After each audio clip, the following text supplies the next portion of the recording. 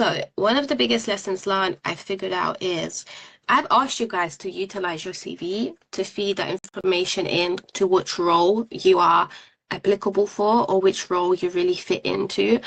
Essentially with that is if you lied on your CV and you said on things on your CV that are not relevant or lies, of course, ChatGPT is going to take that information and suggest that you should be a senior project manager.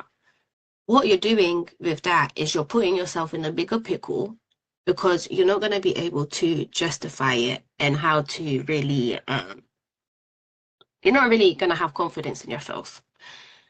So I need everyone to be realistic. If your CV was realistic of what you do, those exercises were definitely applicable. If you feel like you have lied on your CV, those exercises, the results won't be as realistic as it should be, and it will impact the rest of your journey because you're basically creating a strategy based on lies.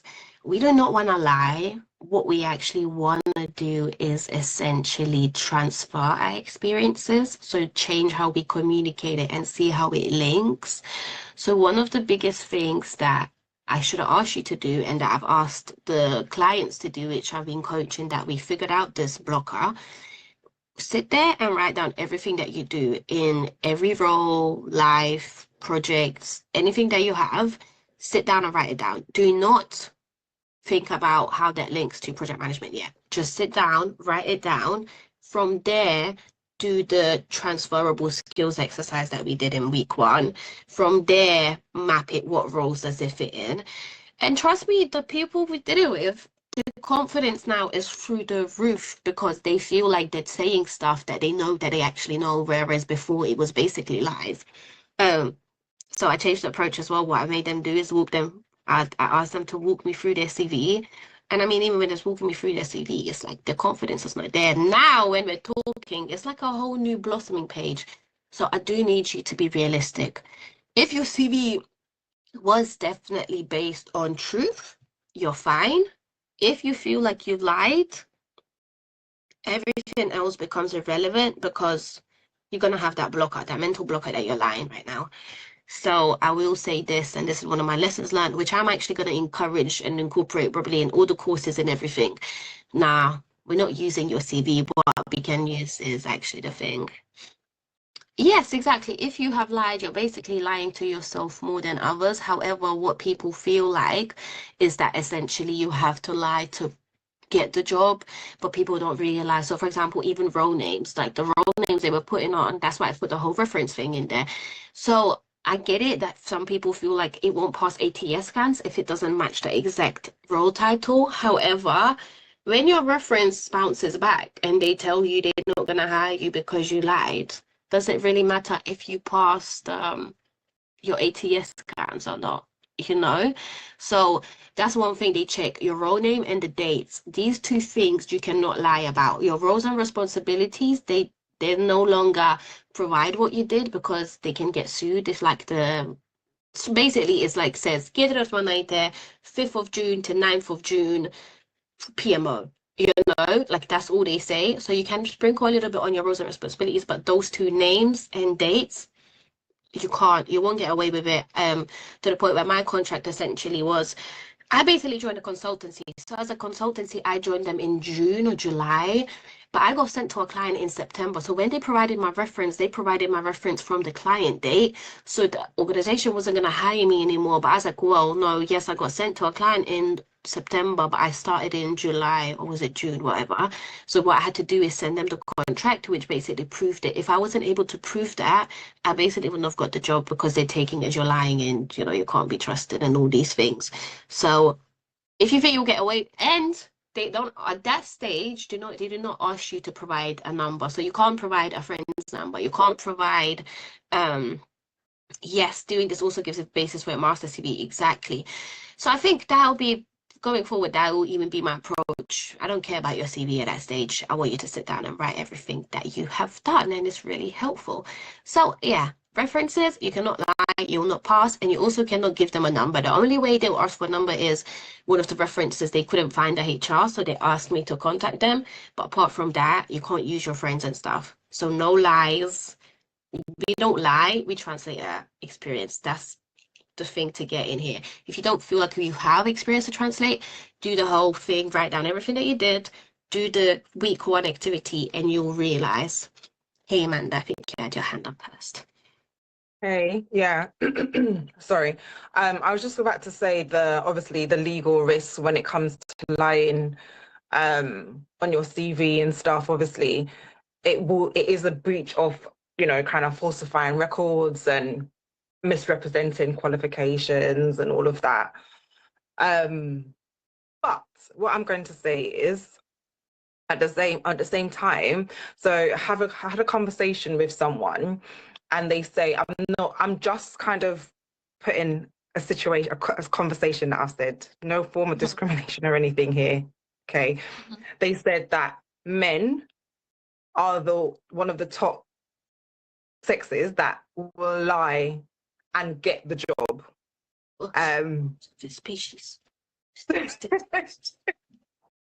So they will lie about, I don't know.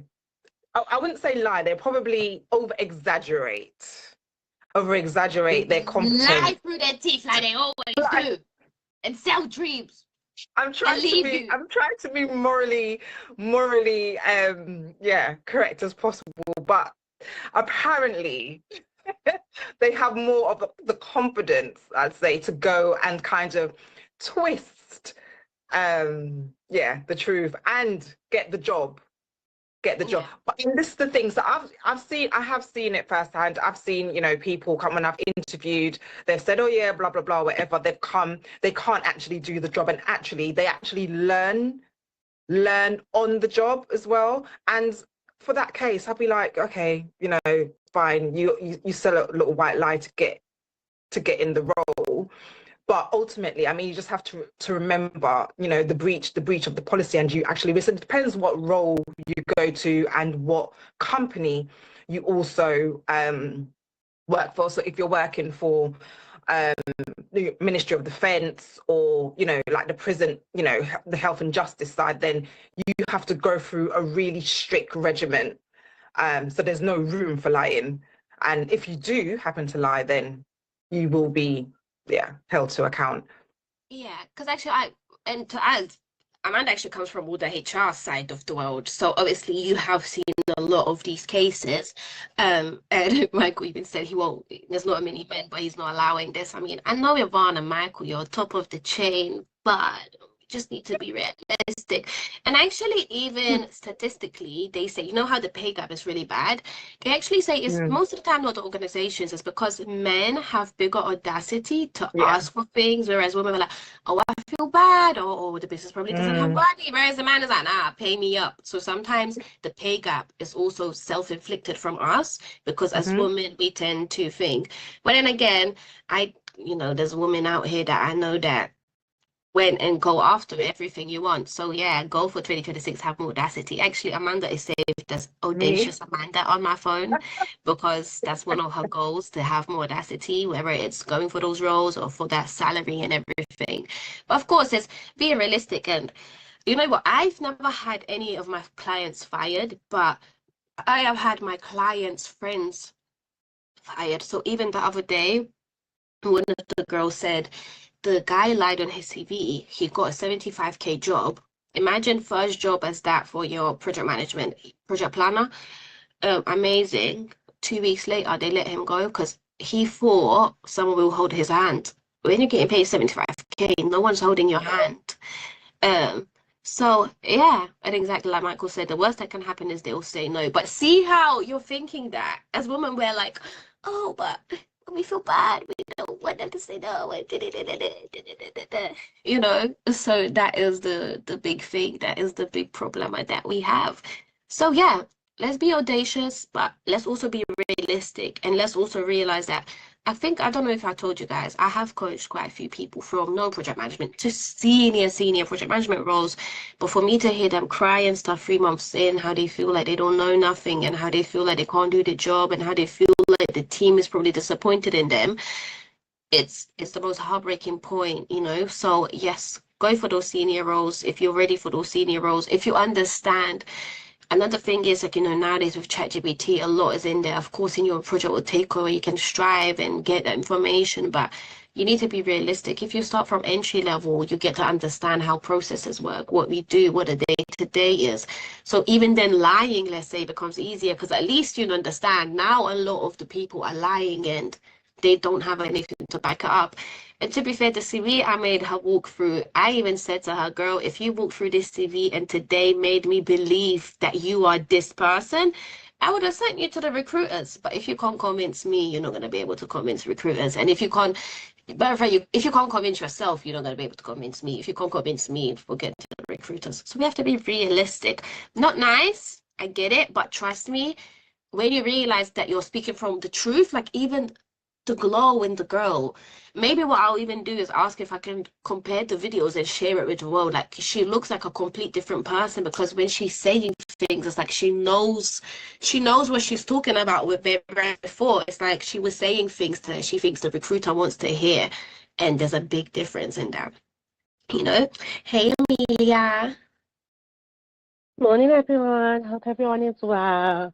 Um, there's two things I wanted to just add from Amanda's thingy. Like, very transparently, white men in particular have been the ones who have been extremely audacious in terms of like going for roles. There were stats saying that in particular, white men will apply for roles if they only meet 40% of the criteria, whereas generally for women, I don't know what it's like for men of color and black men in particular, but I know for white men they said the stats were 40%.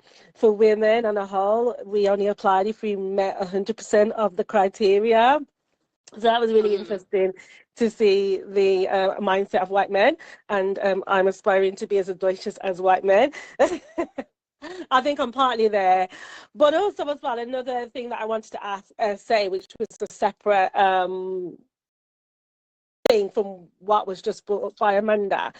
It's really interesting for me because I've actually had like recruiters or people look over my CV and like change my job role. So like for example, I've worked in social care and I've taken some time out of social care, but I've been doing some really, I don't know what to call it, like there are roles that you might not know what it is unless you are within that sector or understand that. So the feedback that I got, because obviously I've taken a bit of a break from actually being in an organization and doing bits and bobs here.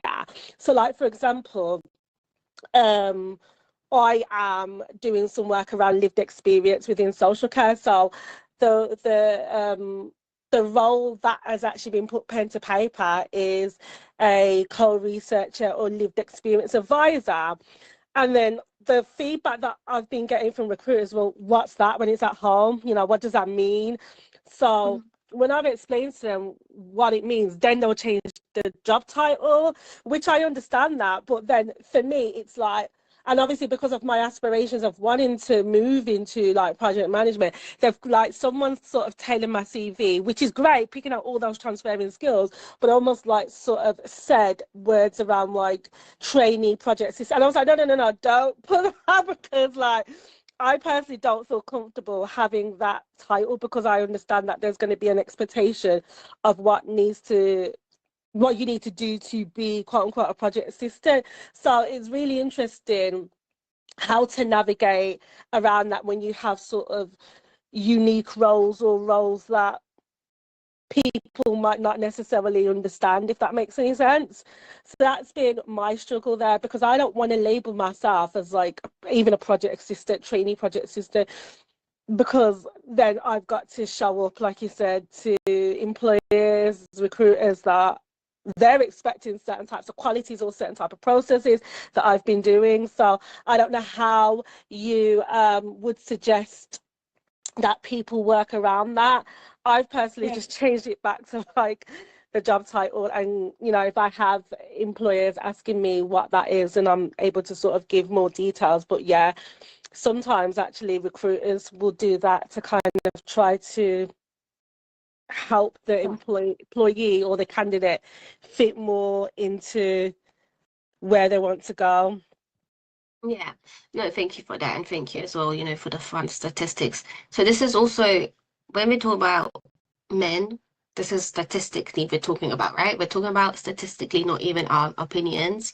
Two, I think it's also important for men to know these gaps, because if you do feel like, you know what, we are higher because we got more audacity, I believe as a man, especially in Project with Takeover, I would love for you to feel like, how can I allow to encourage these ladies to be audacious? How can I allow them to, feel like they can take over the world? Like, share the tips of your audaciousness.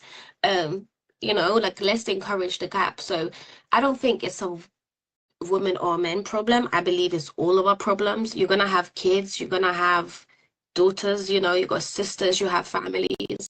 So I don't want, like, as we're joking about it, like, this is definitely not a bash the men part, because I know some women who are lethal and do not want you to even get to the level that you need to, because they feel like, oh, I had to do so much more work. This is not me talking from my personal experiences. They felt like it took me 20 years to get to. I will not promote you to that stage because you are not 20 years in. So women are also some nasty creep. Like, as a woman, I just don't understand how in the corporate world you don't want to encourage women, knowing how hard it is in a male-dominated industry. I don't understand how you don't want to encourage the woman to strive to become better. So it's not just a male problem. There's some nasty women out there that will do everything against you. And to me, that is the craziest part. Or it'll be women that don't even acknowledge you as a woman. We went to this event. It was a really good event. The guy that brought me there, he really wanted me to meet me because she was a big fish out there. But guys, when I tell you, she wouldn't even acknowledge me. Like, we was talking, but anytime my mom would come over, she'll be there like, oh, to the point where I was like, oh, see, guys, this is how you feel. This is how we feel, how hyenas come after us. So she's like a man in the woman's body going after all the men and stuff. But she wouldn't really speak to us, the women, to the point where I took a friend there as well. I didn't really take her. I took a business partner there. I couldn't even say business boss. I took her with me because she gave her number. Because one of the guys speaking to the lady, they exchanged like numbers to like work together. The lady was like, "Why would you give your number to her?" Like da da da da da da da. So I'll never understand, even as a woman, how you don't want to encourage the growth of others, right? So this is definitely not just a male problem, but the statistics do show that, and to be fair, I mean, they have been working way longer than us. So do you get what I mean? They do have an upper hand in being way advanced, and I'm sure there was upon a time they didn't have as much audacity, but the more you stay there, the more you have it. So that's on that one before we get. I don't know, Yvonne, Michael, do you guys feel like we attacked you? No, I wouldn't say that. What I would like to mention though is, first of all, for those who watch Suits, you will know what I mean by when you're lying, because one of the main characters over there, his name's Mike. What he did is basically, he was running from the cops because he had a briefcase full of pot, and then became a lawyer, and then he got caught. I mean, obviously he survived. He didn't kill himself and all these kind of things. So basically, you will survive such things. But that's a prime example of what happens when you lie. You'll get caught. Sooner or later, you'll get caught. And another example I would like to highlight is a personal one, because I used to play water polo for 10 years. And there was a situation where I went to a club, and the coach over there, the trainer, was have you ever played and have you ever swum and all these kind of things? I'm like, nah. And bear in mind, I was having my towel over me, so to not show that I've got, my swimsuit was basically, from another team, and I didn't want to highlight that in front of him. So he was like, okay, just go and swim something. Let me see what kind of level you've got. And, I did one length, and on the way back, he was just, come over here. And I was like, yeah, what's going on? And he was like, how many years and what did you do? And then I told him the experience that I have, and he was like, okay, I'm not going to train you no more. Just do your thing. You know what to do. So my point here, though, is like, in one case, you might have the audacity to lie, but sooner or later you will get caught. someone out there is gonna look up your information, and they'll get you. And on the other hand, you have a situation where I wouldn't say you're overqualified, but you've got a qualification there, and you've got the confidence to actually go and do what you're supposed to do. Based on what you were talking about, men and women, I would like to say that so the maintenance of the world in certain aspects is done all by men, and there's certain aspects done all by women, because like a man can buy a house, but only a woman can make a home. So things like that, I wouldn't like to separate any. I don't want to sound like I'm separating things, but there's aspects in life where men are much better because of the way they've been created, and there's aspects of life where women are much better than men because of the way they were created. So a bricklayer is going to be always a better option for a man because it's a physical job, you know and we all know that biologically men are much stronger in that sense. So my whole point here is, like, don't lie if you don't have the experience, because you're going to get caught. And as I mentioned earlier, Suits is a prime example for that. And thanks for listening. Let's get along with the others. So, Michael, yeah, he's got something to say. But yeah, thanks for listening. Thank you, Ron. Let's hear of the second in command's male species and what he has to say about the audacity behavior. But it's being realistic, right? It's just like me knowing that. And when I say woman equality, I just want to be appreciated the same way a man was. I'm not saying that as a woman, I will go and be able to lift as much as Ivan does. I know in reality, I am not as strong as Ivan. That's why if me and you had a fight, I'm gogging your eyes, you biting off your ear, rather than trying to fight you, because me and you will just never be the same. Me and you will just never be the same. I don't even know if this can even go on YouTube. Are we going to get cancelled? They don't have HR yet, so I feel like we can keep going until HR comes into Project World Takeover. But yeah, it's really interesting conversation, isn't it? And I mean, it's the reality, right? The reality is, even if we don't want to, let's say it's true, that's the reality. The statistics is speaking statistically. So what can we see, rather than bashing men or women? What can we do to make it better? Because like I said, some ladies are I don't even understand, like, how as a woman you would have put another woman through that, but that's a whole discussion for another day. So yes, sorry, Michael. Hi. Yeah, no, I was just going to say, totally, if not different to Ivan, but no, I totally respect what you were saying and what you girls have been saying as well. But what I would say is, like, ladies do have the audacity. Like, it's 2026. Don't if you think you can do something, just jump and do it. Like, there's nothing to say. Life's too short not to give it a go, right? So if anything, just chuck yourself forward. What's the worst that can happen? Somebody says no, or you don't get a response or whatever. The amount of jobs I've applied for myself, being a male, BAME as they say, and haven't got a job, it doesn't really deter me. Yeah, it gets to you at one point, but you just got to move on. I'm a firm believer of, like, fate. So if something happens and you don't get something, it wasn't meant for you. Just move on to the next one. You'll eventually get to where you want to be. Just perseverance and believing in yourself. I'm a firm believer of it. That was about it, to be fair, G. No, thank you so much for sharing that, and I'm a huge, whatever's meant for me will never miss me. Whatever missed me was never meant for me. And I would do that, especially when I was job hunting in 2024. Like, I would do that all the time. But then I had to realize, well, actually, maybe this was meant for me, but I didn't do the work that's required, or I kept making the same mistakes. And, even there's like a lady that, she said she sent 63 CVs. She hadn't got one interview. I was there as well, where I'd be like, oh, it's the recruiters, but we have to also realize, if we're sending 63 CVs, not going to get one interview, it's clearly something going on with our CVs. So yeah, it's definitely just, what's the worst that can happen? And I guess we struggle with that. Like, we overthink, we overthink, we scared. And actually, I think my little cousin is here. Is she, Avena? Yes, she is. So I don't know if you guys remember, we were celebrating because she got a job in 24 hours, administrator. We was really excited. Guys, the man tried to do child labor on my cousin, paid 12K for full-time work. So we had to basically go and not fight them, but really stand up for her, to be like, listen, this doesn't even meet minimum wage. Like, you can't do 12K.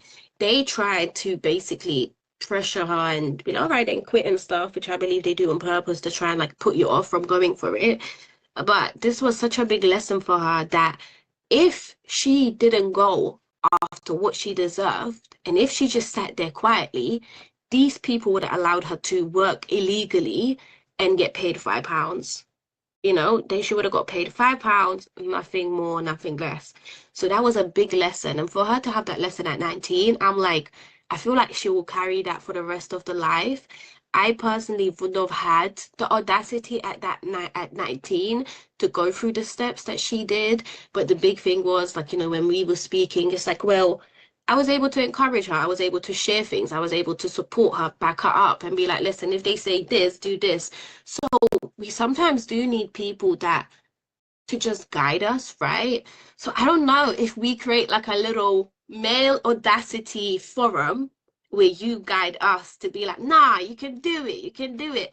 Because, you know, I'm sure even her just hearing that, well, what's the worst that can happen? And even now, she even does say it like, because I took her to a shop and I was like, I want to congratulate you on getting a job. She's like, no, I want you to congratulate me on standing up for myself. So I think that whole milestone for her is now gonna continue for the rest of the life, you know? And I guess that's only happened because she kind of had me around, right? If I didn't out, that's what I try to do. Everyone is a kid. I try to be what I wish I had as a kid. In early careers project management, I tried to do what I wish I had at the start of my career. As a senior now project management professional, I tried to do, you know, I always tried to be the person that I wish I had. And I mean, it's amazing to feel like I was able to do that with her. But, you know, I didn't have that. So sometimes it's just we don't have those people to tell us. Or like imagine if my dad was with me and what you just said, imagine if he was telling me this since like I was a kid, you know, the self-belief that I would have had is strong. So definitely, and that's why hopefully as well communities like Project Will Takeover do end up making us more audacious and realizing, well, it's not that deep. No one's gonna cut off your finger. I will say this, applying for loads of jobs, um, applying for loads of jobs sometimes can really essentially stop you from, like, it kills your confidence because yes, you say you don't care, but if you're constantly going for really high roles that you don't qualify for, or your CV is not there yet, or you don't know how to reach those recruiters, mentally it starts coming to you. So recruiters also say to me as well, like, you know, because I speak to a lot of recruiters, well, for the sake of, so I can basically share the information with you guys really in my own journey. A lot of them say it's like we get cussed all the time, but gee, if you trust me, the amount of CVs that I get that are not even tailored or you're not even suited for this role, of course you're not gonna hear back from me. But then the more of these that you do, the more your confidence starts going down and we start seeing it as well. So yeah, those also I do think let's also always go for it. Let's always be audacious, but also let's be realistic because if we guys. So my last job hunting, I got to a point where I was even applying for program director. I don't care because I felt like I deserve it at that time. Obviously, that didn't go anywhere. To the point where the company that I applied it for, I told my friend because she works there, she said, you applied for the program director? She said, do you know what level our program directors are? These are like people with like 50 years of experience. But I had audacity that time, so I wanted to apply. However, of course, I didn't get it. So it's also being realistic. Let's be audacious, but realistic in a way. Amelia said ACAS. I actually called what's the word? I called Citizens Advice Bureau. We went through the whole process. They told us what to escalate, what to say and stuff like this. So yeah, if they didn't, we was gonna basically sue them. We was basically gonna sue them and you know. But yeah, so that's another thing. If you ever, so lessons learned from Ibina is she ended up panicking and not really asking in her interview what the wage is. But of course, she's a baby and money is uncomfortable. So now one of the biggest lessons is we cannot start work before we see a contract because what do you mean 12K? You know, it was uncomfortable. She did have another basically session with him where she basically went to meet him like face to face. That would have been the perfect opportunity to be like, oh, hey, so what's the money is. However, if you do ever get in that position where you're divide the hours that you get paid by, it should hit minimum wage. They tried to say to her, oh, it's entry level position. Even advisory was like, no, no, no. Your wage depends on your age and on the hours that you work. Not if it's entry level, not if it's anything. So if you do also get a contract and it's not meeting your minimum age, escalate it, try and amend it. If not, there is basically a process of, raise them, because everyone should be getting paid minimum wage. Everyone. But yeah, oh, thank you. This was a nice little discussion. Hopefully it was useful. Sorry, go on, Amelia. I definitely hope that you, sorry, Jessica, that you do more conversations around negotiations, around money, because I think it's something that is heavily left out in a lot of like job strategy stuff. Personally, that's what I've seen. I'm like, the thing is, like, I'm quite audacious within my sector because I know I've been in my sector for a long time, so I know what I'm asking for and what I'm able to do. And unfortunately for me as well, I suppose I've been quite spoiled in my sector because I've always had jobs that for my sector have been quite high in comparison to like the general sector. So obviously for me, there's a bit of maybe audacity. It's not audacity, I suppose it's just like what I'm used to, but maybe it is audacious. But I do know that like conversations around money on a whole, no matter what age you are like very uncomfortable for people. And I'm very comfortable, like I said, negotiating, but even moving into a new sector or moving into something new, I don't know if I would feel as comfortable navigating that because I'm like, oh, I've just got to kind of take that because I'm quite new and I don't know anything and all of that kind of stuff. So I definitely would like to see some of that built into like the program. I think it would be really good because I do think that there would probably be a lot of uncomfortableness around that for those who are kind of pivoting into new sectors. And obviously, like everything that's going on within the job market at the moment, like I am noticing, and I suppose it's right across the board, that I'm seeing the same jobs for way less money. I was on that money like 6 years ago, 7 years ago. Like, how dare you? Like, and the cost of living is going up. And if you're moving into a new sector, like there's then that opportunity to I don't know how to say it, like for companies to be even more exploitive. Like we've got to be realistic about where our skill set lies and the opportunities that might be given, but also there's a really thin line between being exploited. So I would really love for you to kind of do more sessions around that and how we navigate that as that's who are moving into new sectors in particular, because I feel like once you're in the sector, you're a bit more comfortable to some, and even those probably are not, like negotiating a pay rise and all of that. But I think definitely me moving out of social care into like project management, I would not feel as comfortable with having those conversations as I would do within my sector, unless I was staying within social care. Yeah, and I just think, you know what it is the way we get grown, right? So even now, actually, that's why a big thing when I started project management, I started telling my cousins, especially, how much I get paid. This is how much the project is. Because I feel like, especially in Lithuania, like we like hide the money aspect, wherever if we feel like people will be jealous or, have opinions about it. Especially as a family, we don't really discuss money. We don't. So I think I try to even do that ever since they were little as well, to encourage that money is not like a stigma. Money, let's talk about it. So it's definitely those things. And like you said, it's uncomfortable. Like to this day, I get uncomfortable. That's why I said for her to even go there with that mindset and come out like a G and be like, I will not settle. I do not think I could have done that at my first role. So I'll always give my hats off, to the point where it's so funny, guys. My baby is no longer my baby. Like the discussions that we're having now is so different, and it's no longer my baby, but I would have never had it. And till this day it gets. So even when I went into contracting, then it becomes so weird as well, because it's like that's like a whole different type of money you're negotiating. So one thing what I will say about negotiations, my one is always when they ask for my salary, my first one is, well, you know, my salary probably is above the market range. My expectation is above the market range. What is the budget for this role? Because to an extent, you can negotiate, but nowadays, so when we do a project, you see if you was on the business case, you see how we put those costs. If I approve those costs as a project, then as a project manager, you have to go and basically only spend that money unless you go and raise a change request. So a lot of the time you won't have a lot of negotiations of how, but what you can do is find out the budget. So what I say is like, but what is the range for this budget? Then you're obviously able to pick it to your experience, and then you can basically say, well, if it's 50 to, I don't know, 70, you can basically say, okay, so well, due to my expertise and pow, I am 70K, but you don't just say 70K, it's like justify it why you're going for 70K.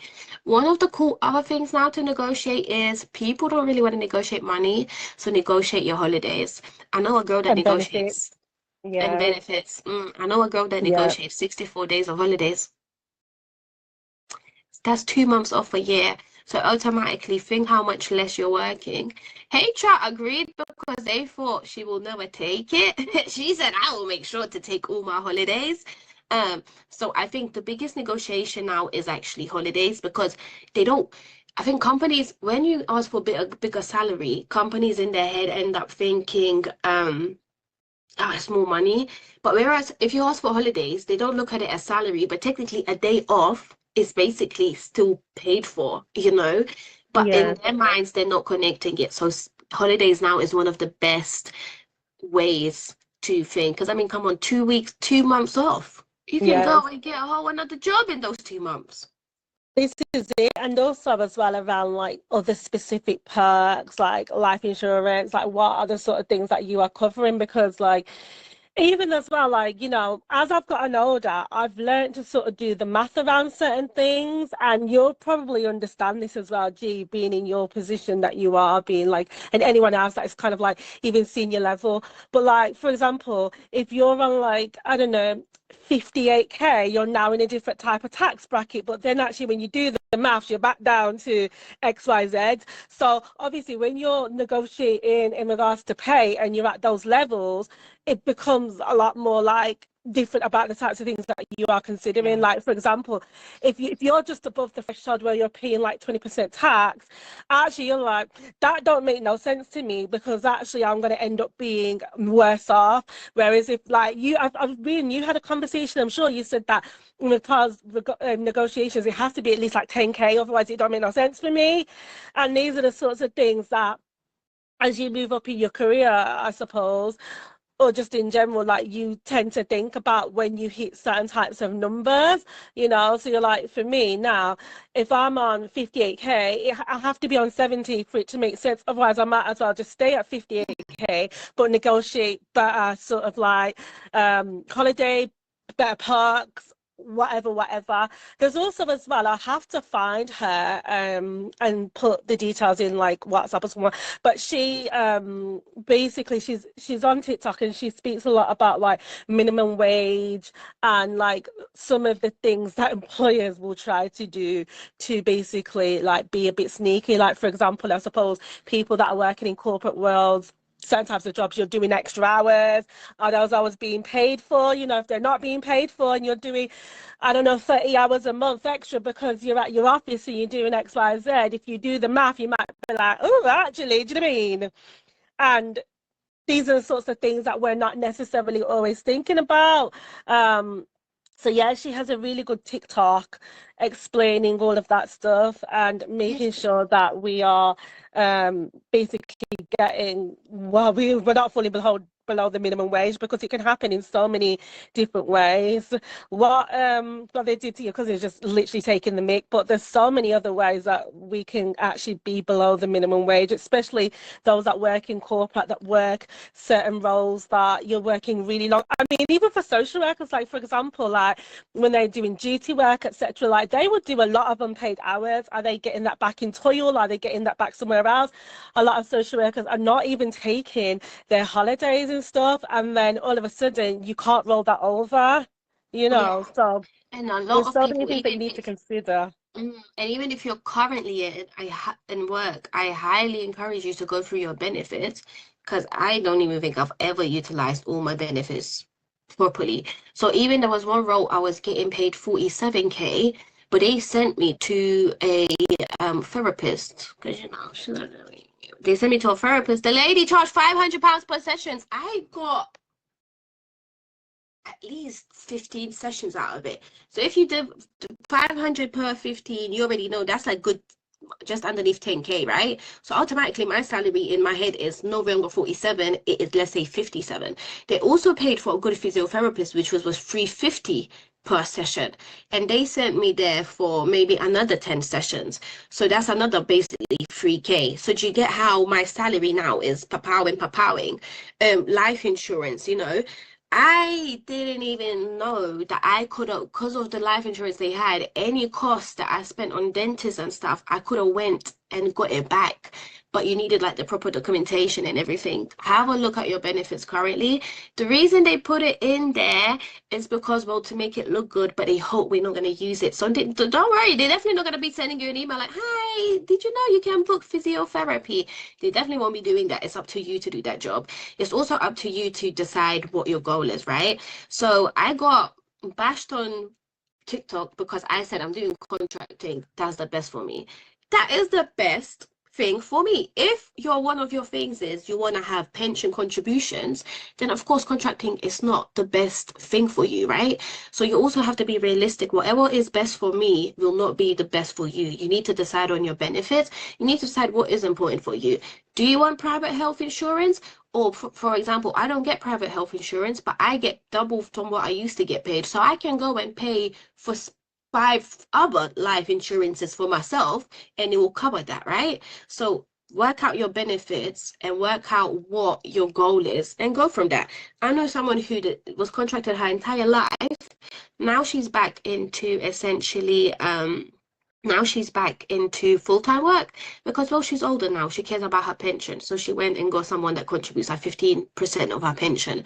So how to also have maybe I should put that name in a strategy, like consider the benefits you want, consider the benefits you need, and then work it out, So for example, of course, I don't get paid for my holidays, but I worked out as a contractor, I can take 6 months holidays off and I basically still get paid more than the last role. So to me, the unpaid holidays is not an issue. Whereas to some people, psychologically, they just want to have those 24 days.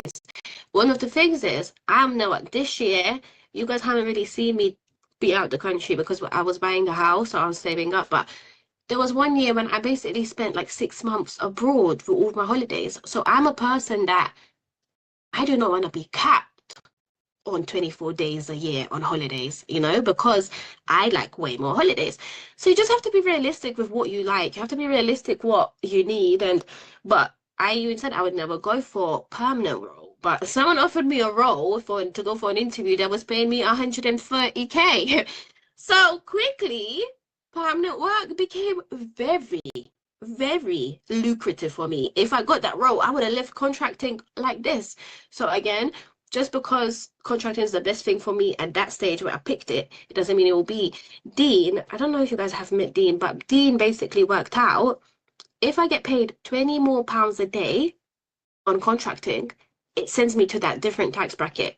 So I'm at a point where now that I'm considering leaving work, I cannot leave for inside IR35 role that will pay me more than £20, because essentially then it becomes worthless for me. So now the only option I really, really have is to go and get an outside IR35 role. So if I leave for inside IR35 role, even if it pays me double, it's not beneficial for me like this. So now my thing is I need to go outside IR35, and actually outside IR35, so right now I get paid £450 a day. Outside IR35, I could basically get paid around 300, have similar income, and I also get to expense my travel, my training, my everything, So you have to be realistic with yourself, because like I said, right now it doesn't even make sense for me to leave for another inside IR35 role, because if I get paid more, it sends me to them. I'll basically just here supporting freaking the government. So you have to be realistic, you have to be realistic. There's inside and outside IR35 calculators. Let me show you guys this example. So, sorry, we also migrated a little bit from the strategy, didn't we? But it was a good chat, so let's quickly wrap it up. But so outside, I have 35 calculator. So we got these calculators. So for example, you'll put daily, you get paid 450. It basically tells you how much you get paid, right? So your annual gross income is 99K. Deducting your expenses, results of profit 87K. The taxes is this much, 2%. And your net annual income is this, and this is your monthly income. However, can you see as contracting, they would have to get paid 99K to take this money, whereas in permanent work, you would need only 92K. So that's another consideration. Your negotiations should be different based on contracting because you would have to go and do at least 99K as a contractor.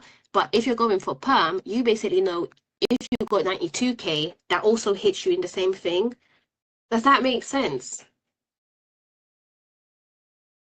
Hopefully. Yeah, it does. Yeah. So that's another thing, realistically. So obviously right now I get paid. Let's go. I want to do inside out 45. So I just want to show you guys an example.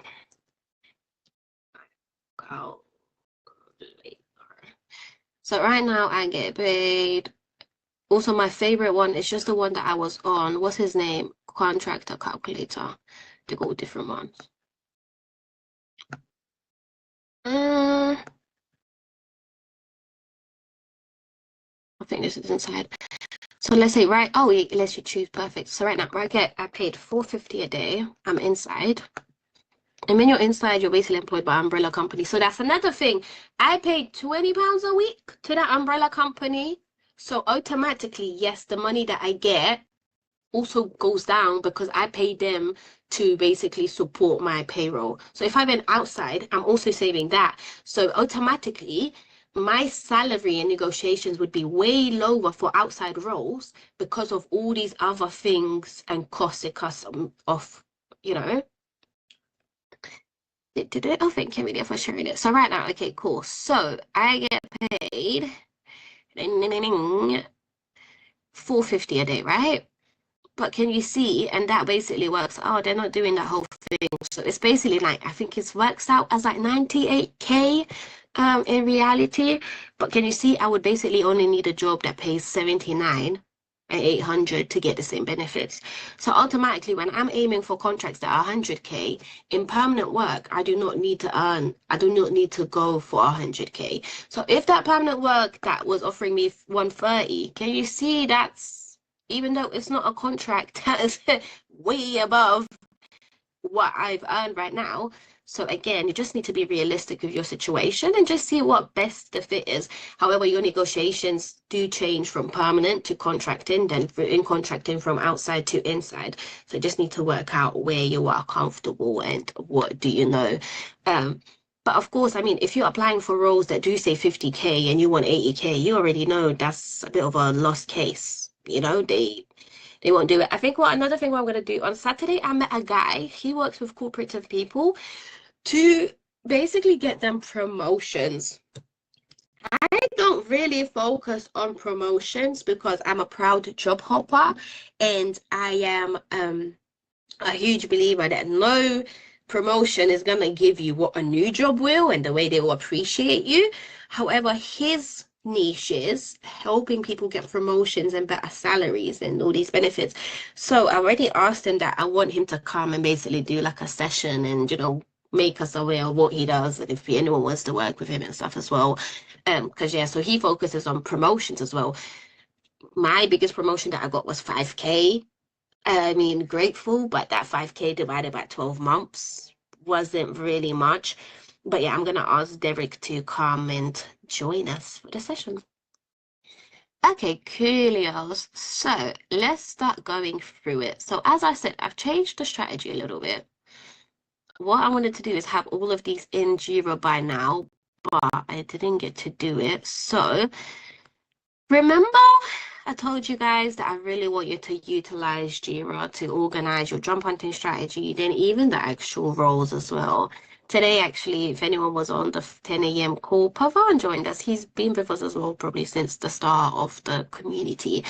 And I was really pushing him to go into Jira. Like, at the start, like, guys, when I tell you, I used to make people, we had the marathon every week, new project management tool. We do it, we cover it, you go and learn it. So from those days, he came back just now and he's like, G, like basically, thank you for pushing Jira on us, because I use that so heavily at work right now. And that was one of the big selling points when he went for a role, the fact that he understands Jira. So there's a reason why I'm telling you to do it in Jira. I believe project management tools over certifications. However, Pawan even did mention a good point. But don't forget that majority of the things that we do is in Excel. So as amazing these tools are, I do need to go and show you guys how to use Excel and project management too. I hate it. I hate it. I hate it. I hate Excel. No one wants to use all these project management tools, and it's so heartbreaking. But it is a good selling point. It's a good selling point, and it also increases your confidence as a candidate. Everyone from Project One that end up really using Jira end up them feeling like, wow, I actually can comprehend it. I feel like me mentioning Jira and epics and stories makes me sound more professional. Like I know if I sound like I know what I'm doing, I start feeling that I know what I'm doing, their confidence grows. And it also makes them realize that they were so scared of project management tools like Jira. And then when you use it, you end up finding out it's not that scary. So then the next scary project management tool or something becomes less well. So yes, there's definitely benefits of doing it in Jira. So also, I think I mentioned it a few weeks ago that I want you guys to start doing it. So if you have started mapping out your strategy, please do share it with us, or share it just at least with me if you're not comfortable, because I'm interested. I want to see all your Jira boards. So I changed all the epics a little bit. And even last time we was kind of doing it, I was just doing it broadly. Like I sat down and I really mapped them out what I want them to be. So these are the epics that I believe are very important for your job hunting strategy. First epic is about identity, confidence, and delivery evidence. So this is where we find out all those amazing skills that you had. And basically that's what we really have been doing the last few weeks. It's all about identity, confidence, mapping you to those roles that really fit you, and everything else. So that's epic one. So essentially, remember that epics are just big milestones, and then what we want to do is divide them into stories and subtasks. So I'm going to run you through all the epics we have, and then we're going to start running it through all of the subtasks and stuff, what steps do you need to take. So before I start running through all these epics, does anyone have any questions on the epics itself in Jira?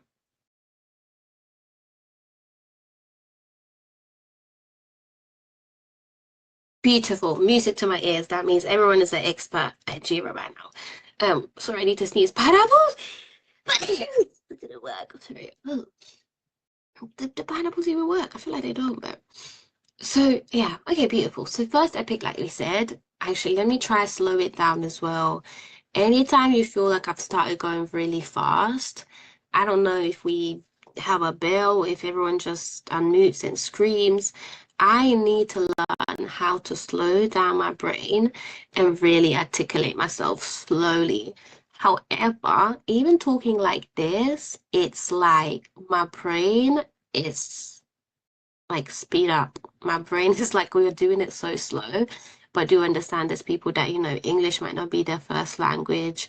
And just in general, I'm like a train. Because do you know what I really sound like? I don't know if you guys know how you can speed up voice notes on WhatsApp and stuff. That's basically my normal voice times 2. So if you even speed up my voice notes, you can't really understand them, because it's like it becomes from times 2 times 6.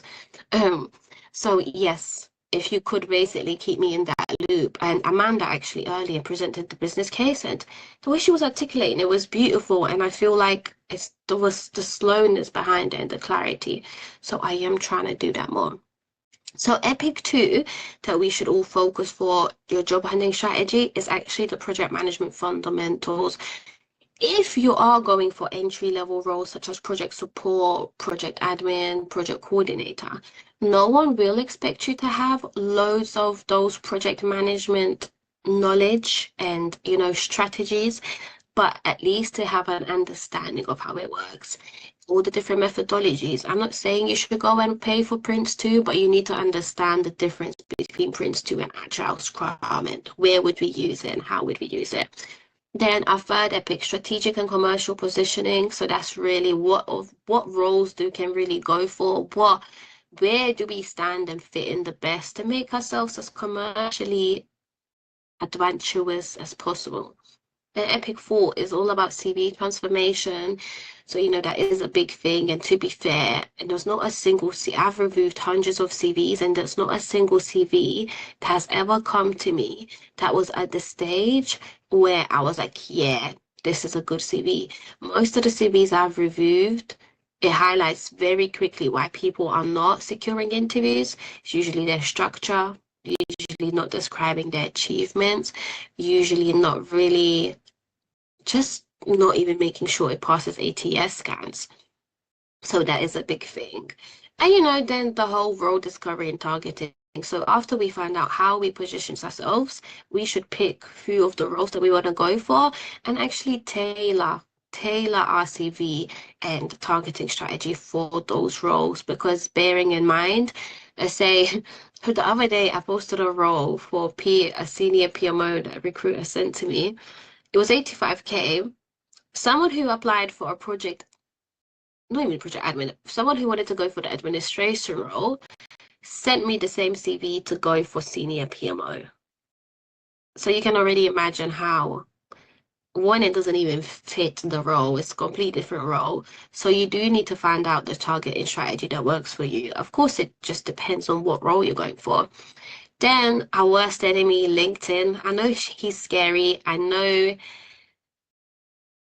it's long. I even know I can't be bothered. Even as a business owner now, I know I need to be on there all the time. I cannot be bothered. However, anytime I am on there, I see the benefits. Like a lot of the roles that recruiters sent me is actually random recruiters through LinkedIn. So you can optimize your LinkedIn in a way that will actually get recruiters to message you, get recruiters to really reach out with all these possibilities.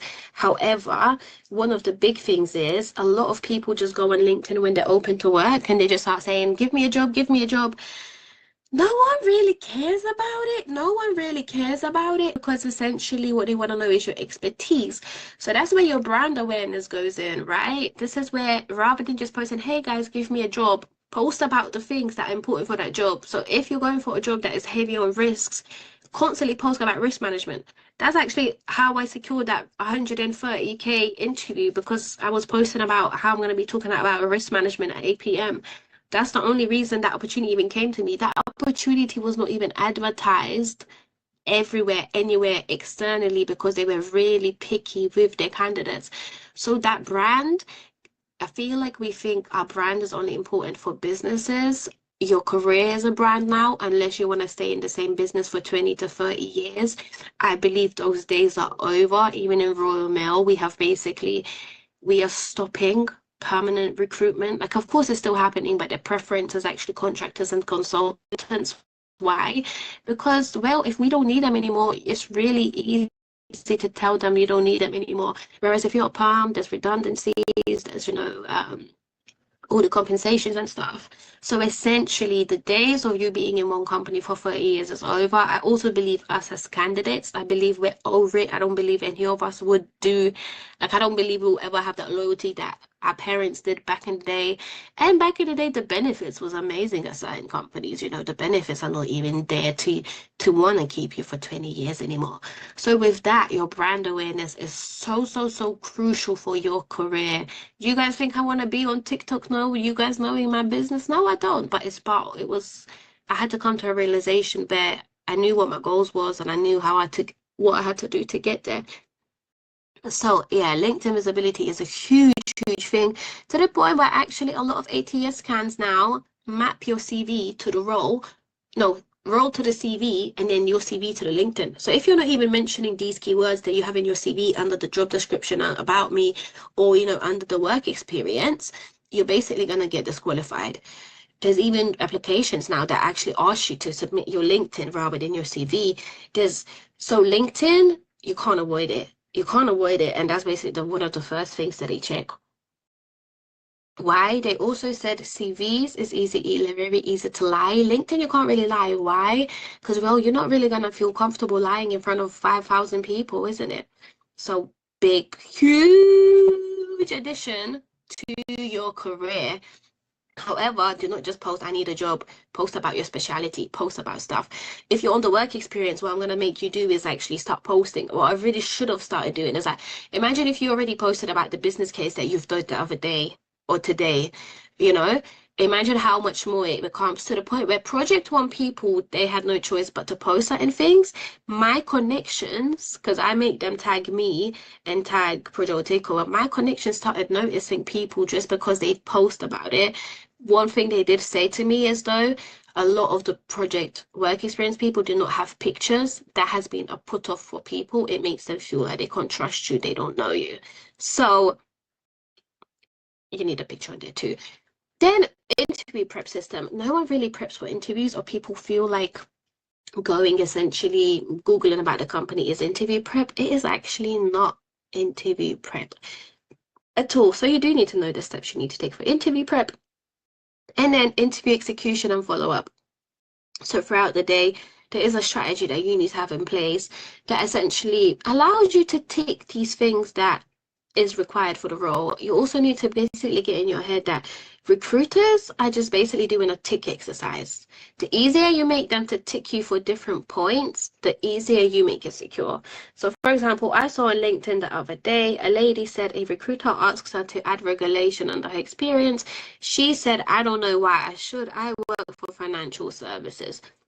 Yes, financial services are regulation, but to the point where, so I come from financial services. I never really spoke about regulatory environment because my projects weren't really regulatory environmentally.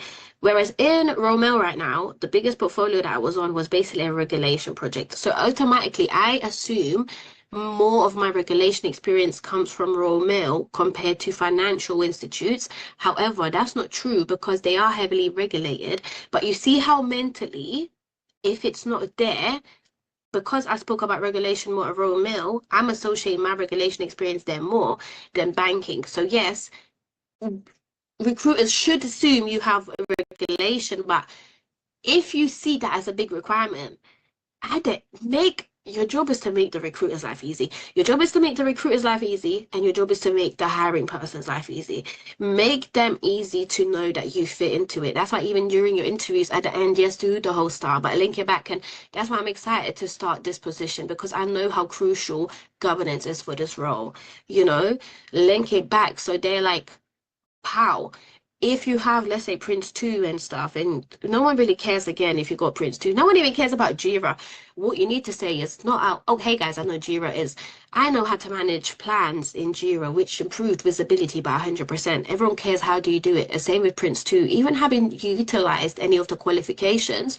So for example, if they ask you about stakeholder management, you give them the whole situation and everything and explain the story. However, now also having Prince 2 knowledge, I would incorporate X, Y, Z because I know how crucial that is for projects.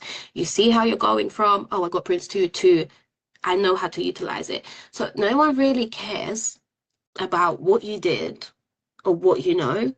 Everyone only cares about is the results that it delivered, right? Even when we're talking about our experience in these companies, with all due respect, they don't really care. They want to know, can you deliver that same benefit here? That's why linking it at the end to, and this is how I would do it in your organization. Not put every answer and you have to feel it.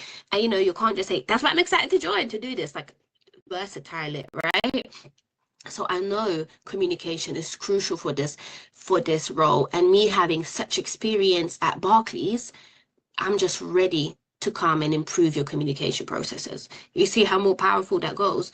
And automatically, if you're linking their experience to, if you're linking your experience to them and to the role, it's like, oh yeah, so okay, so she can do communication.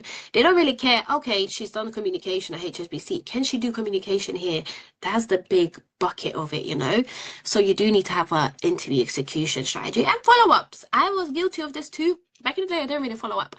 Follow-ups are crucial. Follow-ups are crucial. A little, hey, thanks so much for your time. If you ever get any other questions that you didn't get to ask, if any concerns that you get, I'm always here to address it. Always drop me a message.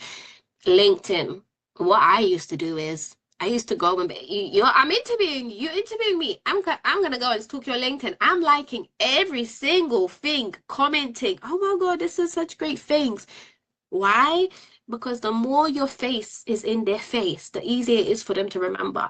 And you have to remember, especially recruiters, if you go on their LinkedIn, you'll realize that 500 people comment on their job posts, whereas their personal posts, no one comments. So my strategy is, even before I comment on the job post, I go and comment on 5 other posts.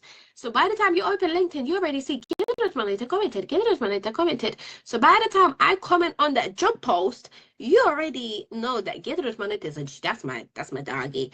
Don't get me wrong, it doesn't guarantee us a job, but these are all these extra steps that we can take to stand out. A lot of the time, even your CV, it basically gets lost between all of the other CVs. So it's like, do you know how to contact them and stuff like this? And then Epic 2, so tool fluency and practical readiness. So, you know, of course, this is where all the GRIs come in and everything.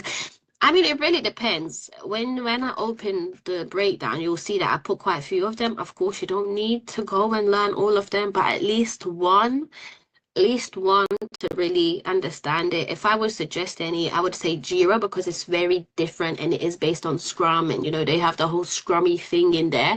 Then I would do something like Trello that is more listy, so allow. But then Jira, see now Jira did on a smart thing. A lot of the things that Trello can do, Jira now does, like the list view, the calendar view. So technically, if you cover Jira, you can cover Kanban board, you can cover list view, you can cover backlog and Scrum view. Like Jira now has encouraged Jira, basically any gaps that it had that any other tools kind of covered, Jira is making sure to include that. So if you cover Jira and automatically know how to use lists, when you go on Trello, you'll realize Trello is basically like a list view and is like a Kanban view. So if you already learned that in Jira, it'll be so much easier for you to know how to navigate Trello. And now automatically you got Jira and Trello to mention in your interviews, because it's the same thing. I will go and do then Confluence. So through Jira, what you can basically do is have Confluence pages. Confluence pages essentially are basically like a Wikipedia for project management. And this is where you can basically take notes on all of these thingies. So essentially, if you go and utilize now Confluence through Jira, you have Jira, basically Trello because it covers it, and Confluence. These are the main 3 things that we need in projects. So I always use it as an example. So for example, I did not know Plan View in my, I didn't even know it existed. To be fair, I didn't even know it was a thing, Plan View. So usually what I would always do in my interviews is lie a little bit in a sense of, yeah, I know Plan View, because I'm telling you, if you know one tool, it will be quickly to learn how to orientate another tool.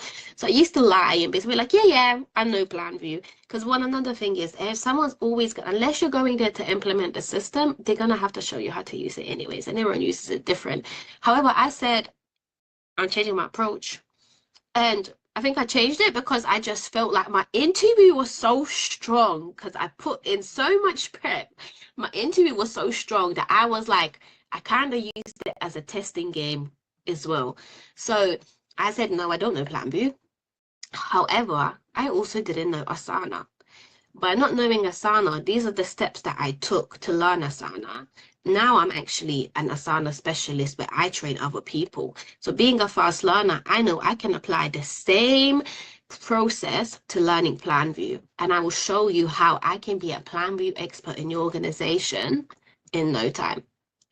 That's happened. I'm basically one of the best people on Plan View now, because you see how that sounds so different to, no, I don't know Plan View, to, no, I don't know Plan View, but I also didn't know this. This is what I took. And just remember, even if it's like a negative question, like, tell us about what you're bad at. Don't tell them what you're actually really bad at. You need to tell them what you was bad at and what you improved. Anytime, oh, have you had a difficult stakeholder? You don't want to end your answer with like, yeah, they were difficult, I wasn't able to do nothing with them. You want to end it with, I resolved it or I escalated it. Don't leave on a bad taste bud, let's say. Don't leave on a bad note.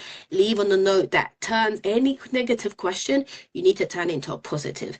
And any gaps that you have, learn how you're, okay, so reporting. I don't know if they ask for a specific reporting style. Well, no, I don't know that reporting style, but pow, pow, pow. You know, so it's all about your answers. Your limitations can basically be utilized as evidence that I can come and do this, you know? So it's all about that.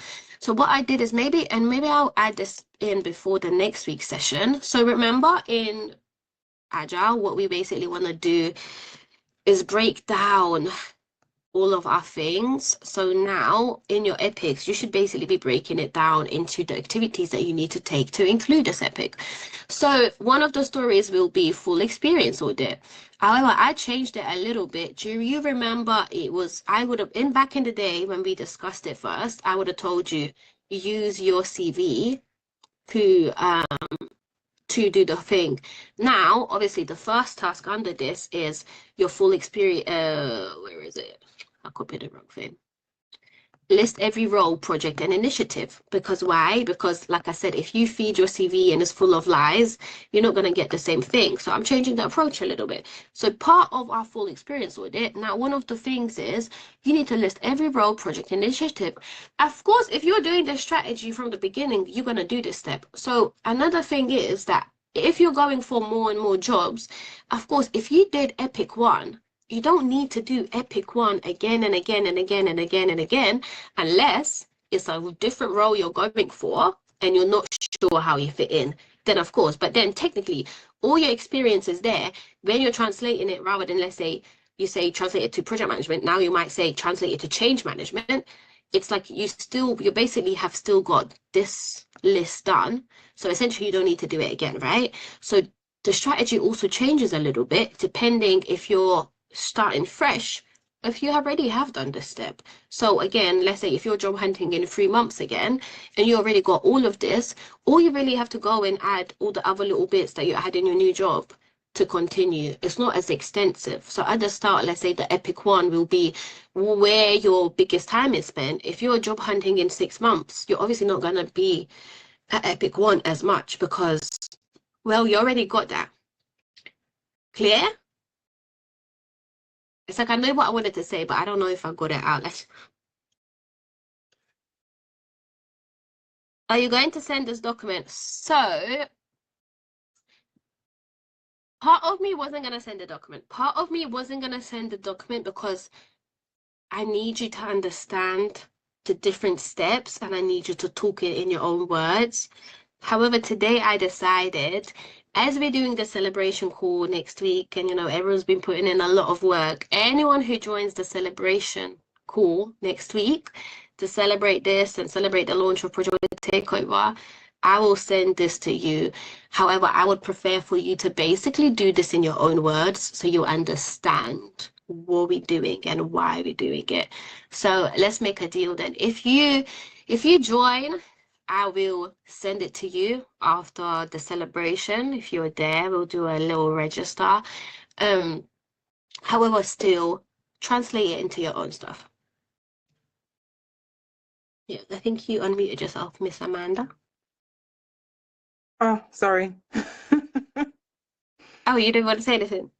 Yeah, well, actually, what I was going to quickly say, prior to your question, I was going to say while you were talking, I'm actually doing an application form, and some of the information I've included. So what you were saying about linking even though you don't have the qualification, but you've used some of the, the principles, the JIRA principles and stuff, which technically I have. So while you're doing that, I'm literally just putting that information in. Yeah. But yeah.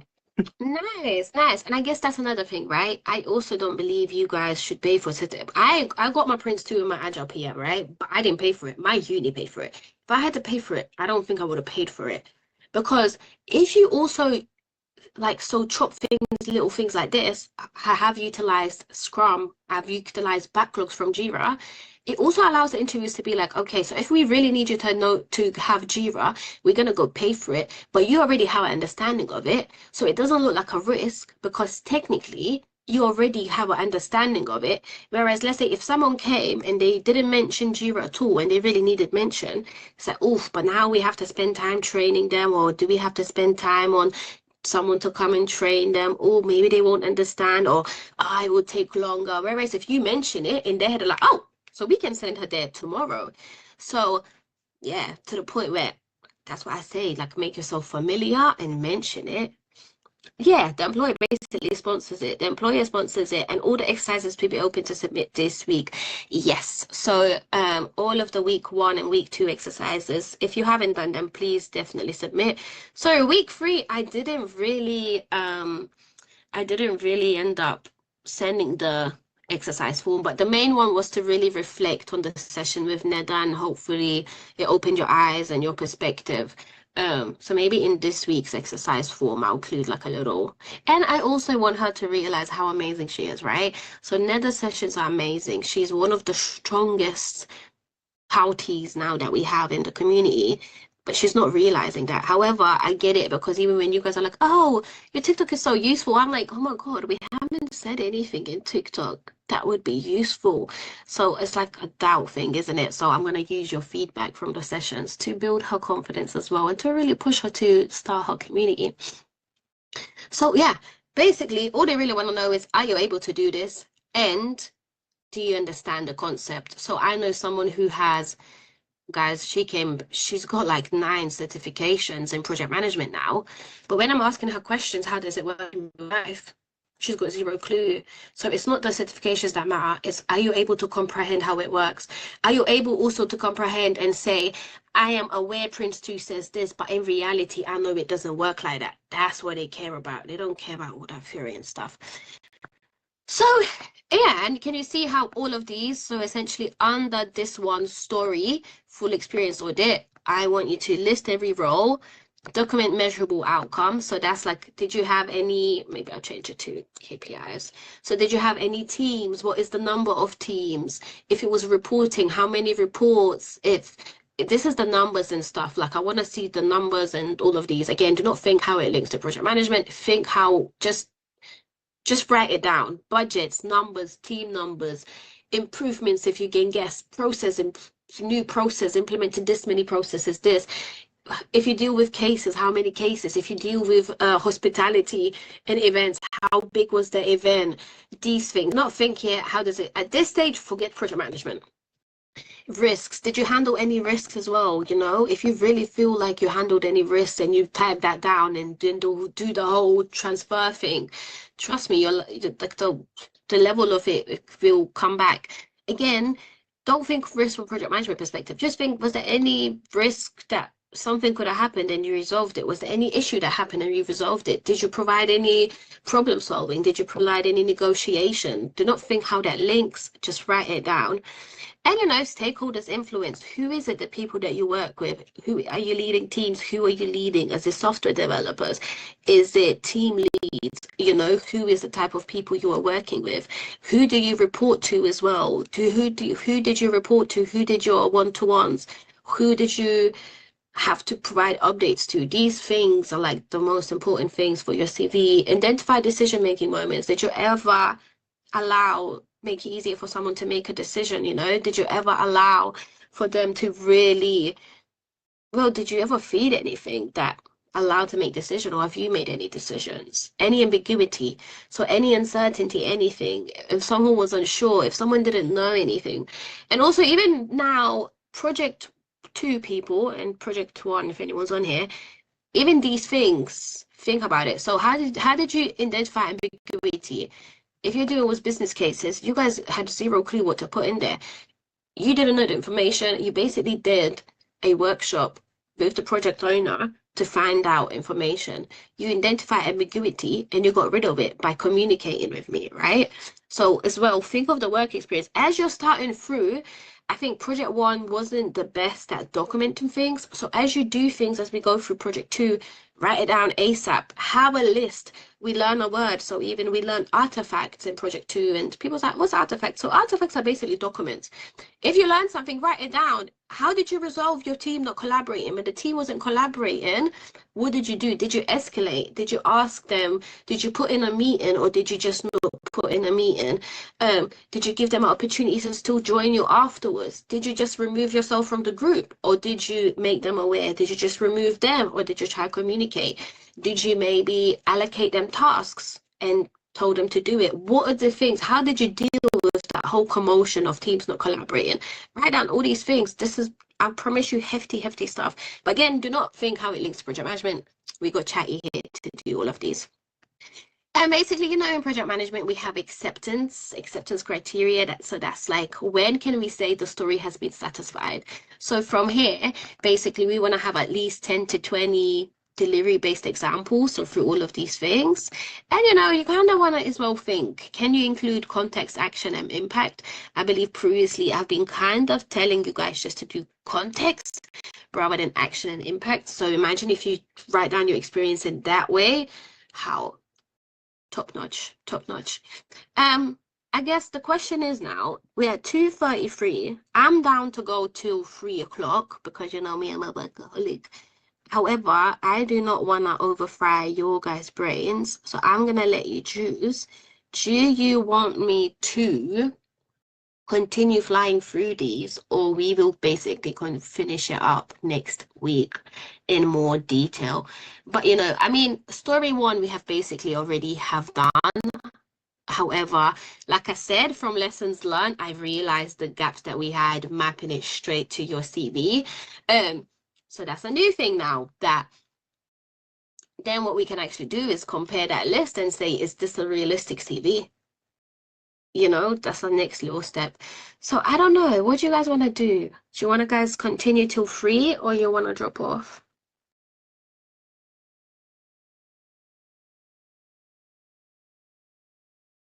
Would rather do it next week in more detail. Perfect. Let's do that then, because yeah. And I mean, hopefully just seeing the epics, how we broke it down, is making you realize that today's session was all about realizing how there's different steps in this strategy. And I don't know, be realistic with yourself. Do you feel like you ever approached any job that you did with this? Because I believe our strategy is sending our CV and hoping for the best. We don't go to this nitty-gritty detail. And I know it's long. I know, trust me, I know.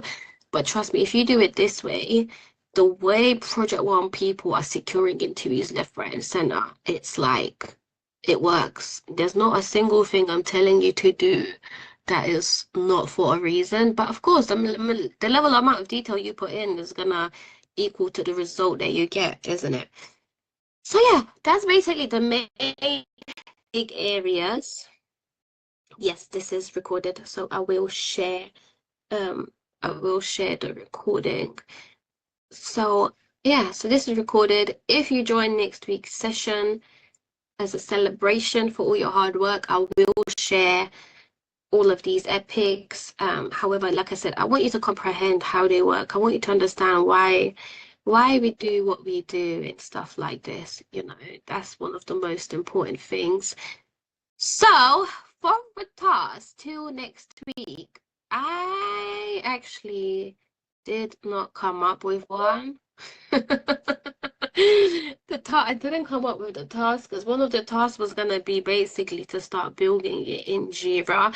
I don't know, from your guys' perspective, what would you find useful? Should I make you guys do more reflections on the roles that you've chosen? Should I tell you to start putting it in Jira, like from your own thoughts, what you think the stages are and how you want to do your strategy? Remember, the strategy I'm sharing with you is the strategy that secured me my contract role, right? You don't have to follow the same strategy if you feel like certain parts don't align or certain bits are not needed. Because actually what I even forgot to add an epic for sponsored roles. So I'm going to add that right now for sponsorships, because I want to include that for people that need sponsorship. So you see, again, if you need sponsorship, of course, your strategy is going to change a little bit as well.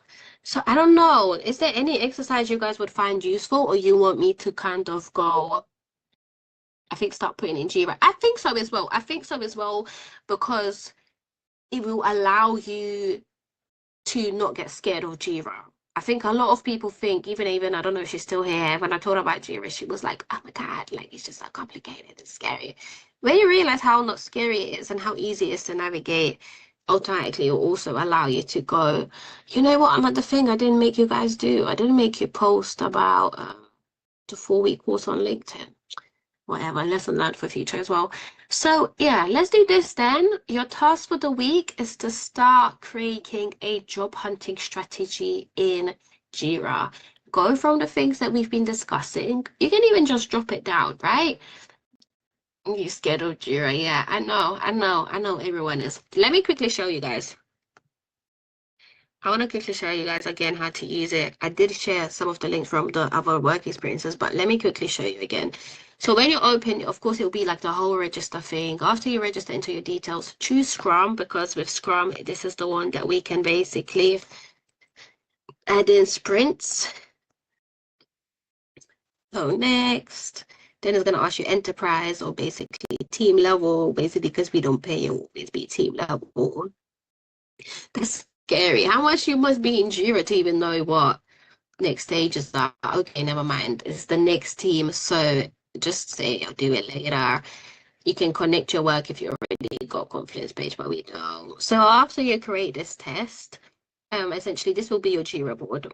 There's no right, now the next one is there's no right or wrong way how you prefer to do it. I prefer list view because I learned Jira that way. Whereas I know other people prefer to work from like the backlog and stuff, and even through calendar when people want to like add in tasks like this. There's no right or wrong. I just, that's just my preference. So when you go in here, you'll basically see, what did you guys say? What did you guys say? Do you have a video on this separately and other PM tools? Yes. I have, I even added this to the tracker that we have for this course thing. So essentially there's Jira, So all of the videos are already on the trackers and the list that I've been sharing with you guys. So it's already in there, all the links. There's even like one quick Jira session that we did, and there's some heavy sessions that we did. And then we also did plans in Jira as well. So there's like a few different videos that are available. And I also shared Jira has like some good instructions as well. So I added all of this is in the tracker. I'll obviously reshare the tracker after today's session with the recording and stuff. So yeah, when you go in here, you basically choose story. If you can't really see your thing, just manage work types. Cool thing is you can actually create these yourself as well. So let's say if you got a project and there's something particular you need, you can basically create the name. So this could be Gionce is amazing, Gionce is the best, you know, because she is. So you want to basically pick epic. So remember, epics is those big milestones that we want to achieve. And even it is on YouTube. All of them are on YouTube. All of the videos are on YouTube, and on the tracker you got the links to the YouTube page basically. But yeah, all of them are on YouTube. All of them already are. And if you visited the tracker, you would have seen clearly. But I'll reshare the trackers, don't worry. I should reshare the trackers and all of these little things. Another thing what I'm going to do is we done an International Project Management Day where we had loads of project managers come and speak. So I'm going to share that with you guys as well for your interest, just to listen in and stuff. You have not visited? Of course you haven't. Of course you haven't visited my tracker. It's okay. So yeah, you want to basically start with epic, right? Epic remember is the big thing. So test. Then you got two options. As you saw me earlier, I prefer to work through the list view. So test what activity, and you can also do it by task or story. So the main thing for Agile is we use stories. As stories would say, as a project will take over owner, I want to ensure you guys understand how to tailor your CV. That is like a story. It paints a story of what you need to do. So in Agile, we really use them. However, in reality, I don't really use stories for plans. I use them more for requirement gathering. So we would say, as GG, I want to make sure you guys have a platform to access. As a user, I want da. So story and task basically means the same thing in Jira, again. But in reality, I need you to know that story paints a picture, right? So you, even if, let's say, someone asks you about epics and stories and how you manage it in Jira, you can actually say, well, in reality, a story should be phrased as da da da. But in reality, every project that I'm worked in, the story has been really phrased as pow. The most important is to actually find out the preference of the project team and how we'll be approaching and ensuring it's standardized. So technically, a lot of the stories most of the time are tasks. So you might actually as well pick tasks rather than stories because it doesn't apply anyway. So again, it's not right. I just kind of like epics and stories because I know that's like the agile way. So I'll pick stories, but again, it's the same. And then what is needed to achieve this test? That's like your next bit. Then you can add subtasks. So this is test. What is needed to achieve this test? This one is what is needed to ensure, or what is needed to ensure we can allow the story to happen or something like that. So basically you're doing a breaking down thing. Why do we do it? Visually, it allows you, because you see how, for example, in here, how we basically have identity, confidence, and delivery. That is very broad, right? So can you see how we start breaking it down? Okay, so full experience audit, that is also broad. So you see when we started adding all of these things, it's easy for team to comprehend who needs to do what. You tend to also procrastinate less because your brain is not overwhelmed. You know what's happening. So that's why actually even mapping your job hunting thing, that it becomes so much easier because you just go click, done, you know. Again, if you prefer to create it a different way, so you know how I work through lists, you can basically click on this individual and you can basically create it through here, through child work items, and you can add it in here. It will be the same thing that happens. I hate this view and it makes me throw up. However, Rachel throws up at my view and she's only able to work like his. So there's not right or wrong, it's whatever you prefer. And then it will be seeing what your team prefers. So sometimes when I screen share, if I have a certain reference, but I know my entire team has a different preference, I tend to go with the majority rather than just myself to make it easier. So it's just, again, stakeholder management. Yes, Ivanowski. Just a quick one though. So I literally get the point of the epic and the bug. Would you mind just briefly explaining what's the difference between having, for example, epic story task subtask actually, because it goes epic story subtask, and what's the difference between having epic task subtask? Is there a preference to that, or depends on the way we want to go? Yeah. So task versus story basically depends. Remember how I just said in Agile, we should say, as a I want to achieve this, because it makes it clearer what the team needs to work on and what story they need to achieve. So in Agile, you should basically use stories, but basically say, as Ivan, I want to amend my CV. In reality, we don't really speak in stories. So technically, we basically always use Jira in tasks. But then again, a lot of the time we still pick story, whereas it's really a task. So really it depends to your preference. It will depend on your team's preference. And then that's what we said, a whole example at interview. So let's say if they said, explain how you used epics in Jira. You can basically say, well, I would break it down into stories, but knowing Agile Scrum, I know that a story should be phrased as a stakeholder, I want to achieve this, or I need to do this for it to be a story. But I found out that majority of the projects and the teams that I worked with actually do it in tasks. So technically all of the epics are broken down into tasks and subtasks rather than stories. Does So that make sense? so it's basically personal preference on the project that's been going on, kind of thing. Yeah, so preference, and I think it really depends if they're really heavy Agile Scrum. I've never worked anywhere. I've been speaking to people. No one works in stories anymore. No one does it. But I see the benefit because it does become so much clearer. So even me, sometimes I create plans and I'm like, I did it on Friday and I was like, I know I created this plan, but do you guys know what is it? Are we designing it? Are we building it? So if I said as Mhm. gear that I need to build the key stage labels, it's like I would know that's what's happening. Right now, I got key stage labels. I Right. cannot figure out, am I designing them? Am I building them? Am I sending them? So you see, a story clarifies it. Like it makes it Yeah. easy to know for the team exactly what's happening. Whereas a task is like pow. So that's Right. another thing. But even if it's tasks, we should still provide clarity. So like I said, I got these 3 tasks in there that I'm like, but are we designing it? Are we sending it? Are we telling them about it? So I'm basically got a meeting on Wednesday to clarify with the person to be like, do you remember when we created this? Like, what are you doing with this activity? Because I'm looking at it and I'm like, but if I did it in stories, I wouldn't have that issue right now. So I do love stories Right. because the level of clarity becomes different, but in reality, it's long. No one really does it. Yeah, And then depends on the situation. Yeah.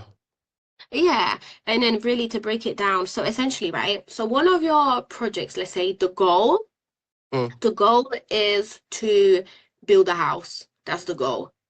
What are the big milestones that you're going to need to build a house? One, planning permissions. So you need the government to even allow you to build that house and all of this. Second, you need to design. Second milestone would be to design the house, what it actually looks like. How many rooms do you want?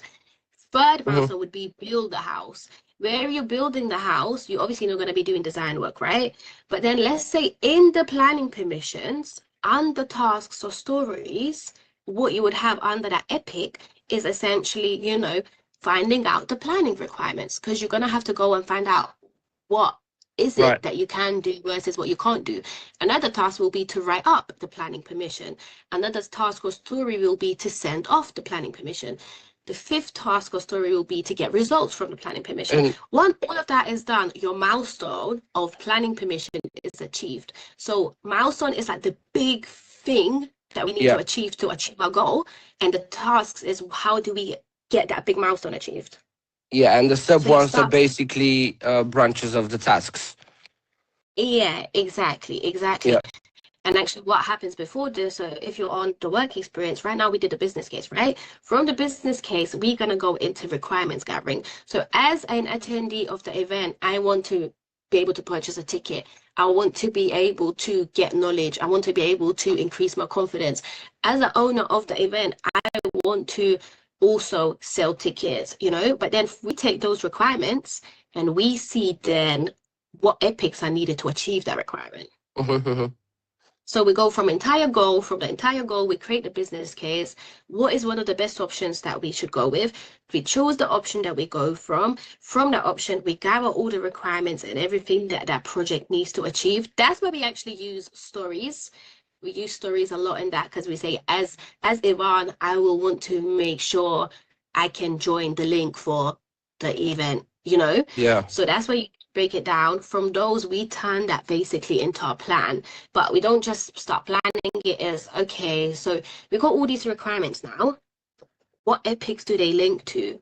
How should we divide it? Once we divide those epics, okay, so what stories and sprints? From there becomes another level of, let me quickly show you guys. And from I there get your becomes point. I get another your point. level. Yeah. Yeah, from there becomes another level because yes, we create all these lists, but then we're gonna create sprints and we're gonna pick what activity are we gonna be working on the sprints. Then we complete the sprint, we focus on the next sprint. So it's like basically if I drag stuff in here, that basically means for this sprint from the 37th to the 7th, which you can basically amend and change days, this is what we'll be focusing on. So can Hmm. you see how we slowly trying to like get to a stage where we know what we're focusing on? Yeah. So it's basically keeping a track on all the so you're breaking it down to bits and pieces and you're keeping an eye and sprints are when they're needed and it's a quick one. It's like sprint, it's self-explanatory, right? And you're building up in a certain way small tasks, subtasks, epics, and all these kind of things. The only challenge I'm facing at the moment is what's where, because if you tell me about building a house, I'll probably be able to explain the vast majority of the things that are needed in order to get it from an idea to an actually completed project in reality, in the real world. But what I'm still struggling with is to be able to allocate the tasks in a proper way in Jira. And that's why I'm having questions of why Yeah. epic, why subtask, why task, why story, why sprint. But once that's been, when we're able to have the formula of directing each task within Jira. It's kind of like filter the real life and the real life tasks into Jira. Then I believe we're going to get much better, because once you know how to filter and how to direct into the specific branches, then you can actually create a picture and a nice point of view of how to actually succeed and use Jira to utilize it in real life. So Yeah. that's the momentum I'm looking forward to kind of like wrap around my mind and have a clear view of how it's done, You how it's doing. Yeah. Okay, I'll share some examples, and I think that's another big lesson learned for me, because remember, this whole 5-week course was not to explain the different methodologies or what Jira is or how Yeah, what epics are. This is like just pure job hunting strategy. So what I learned from it is that maybe if you want to join the job hunting strategy, you need to go first through the course of understanding project management fundamentals. Because if you understand project management fundamentals, the strategy becomes so much clearer. And obviously, the session is not here for explaining project management. This is not the sure. 5-week course. The 5-week course is to show you the strategy. So one of my lessons has been that it's hard for you to guys to comprehend the strategy because, well, you don't understand how project management works. And I think if you come from project one, you have an advantage over people that are not on the project two, you have an advantage because you see how we're talking at least about business case. It's like you know how to link it. So one of my lessons has definitely been that I think if you want to go for this specific course, you need to go through the project fundamentals Sure. course, because a lot of it explains. And then I even feel bad because I see some people have project management questions, and I'm like, but technically this session is purely for the strategy, so. And I guess in a house, right? So, okay, let's talk about house. Rather than planning, let's talk about house. So the goal is to build a house. The different epics, you could divide it into different rooms, right?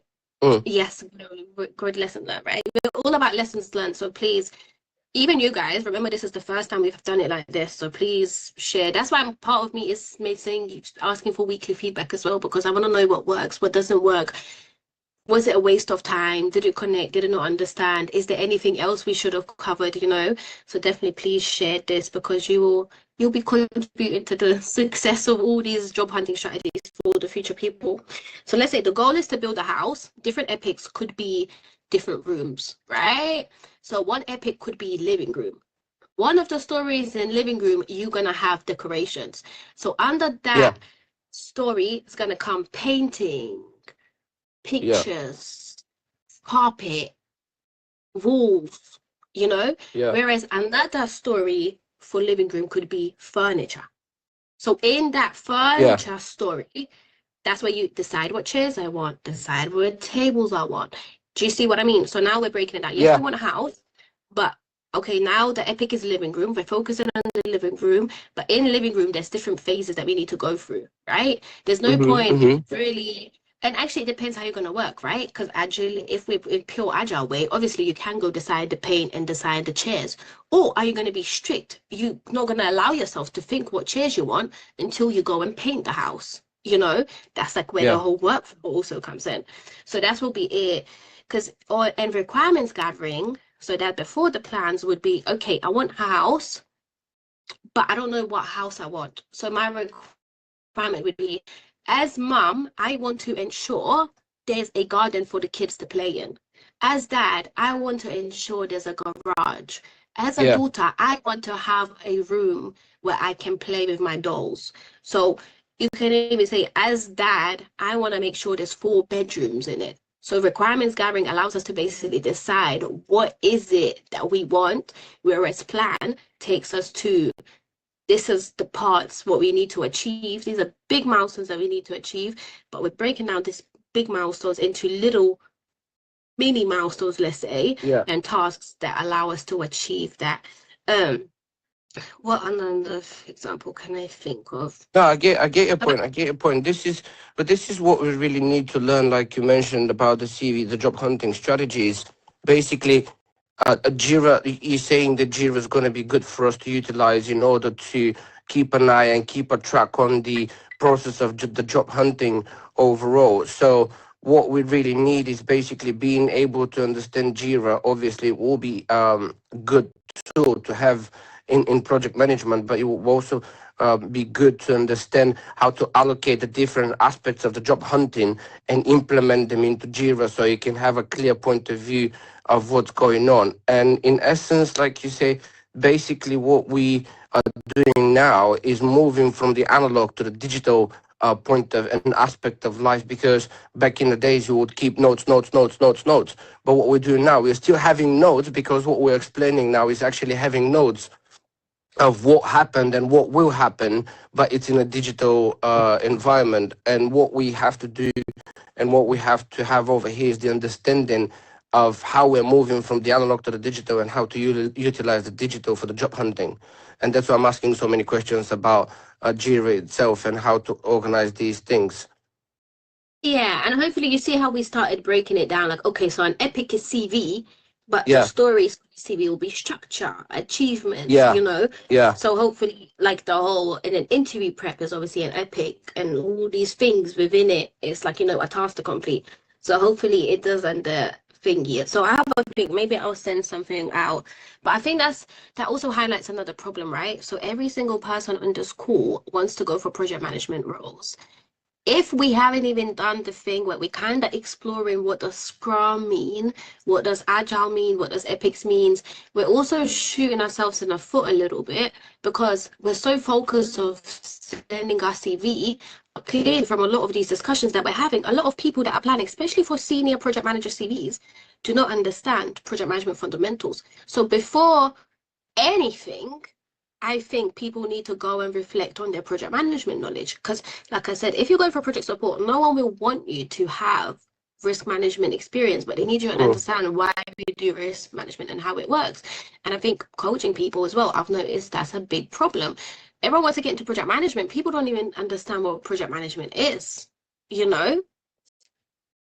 yeah, Yes, yeah. Amelia, you were saying this, you was. So that's exactly it, right? Everyone wants to jump into project management. People are not even taking time to learn or understand the different processes.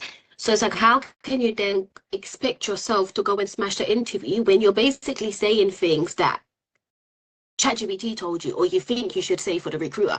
You need to Not understand relevant. it. Yeah, Yeah, especially if they ask you questions. Even the other day, who was I coaching? And I was like, but they could ask you this question from this perspective, this perspective, this perspective, and this perspective. The answer is all the same, but the questions do not sound the same. So you don't just want to get an understanding of, okay, this is a sentence in my head. Hey guys, I know how to use Jira.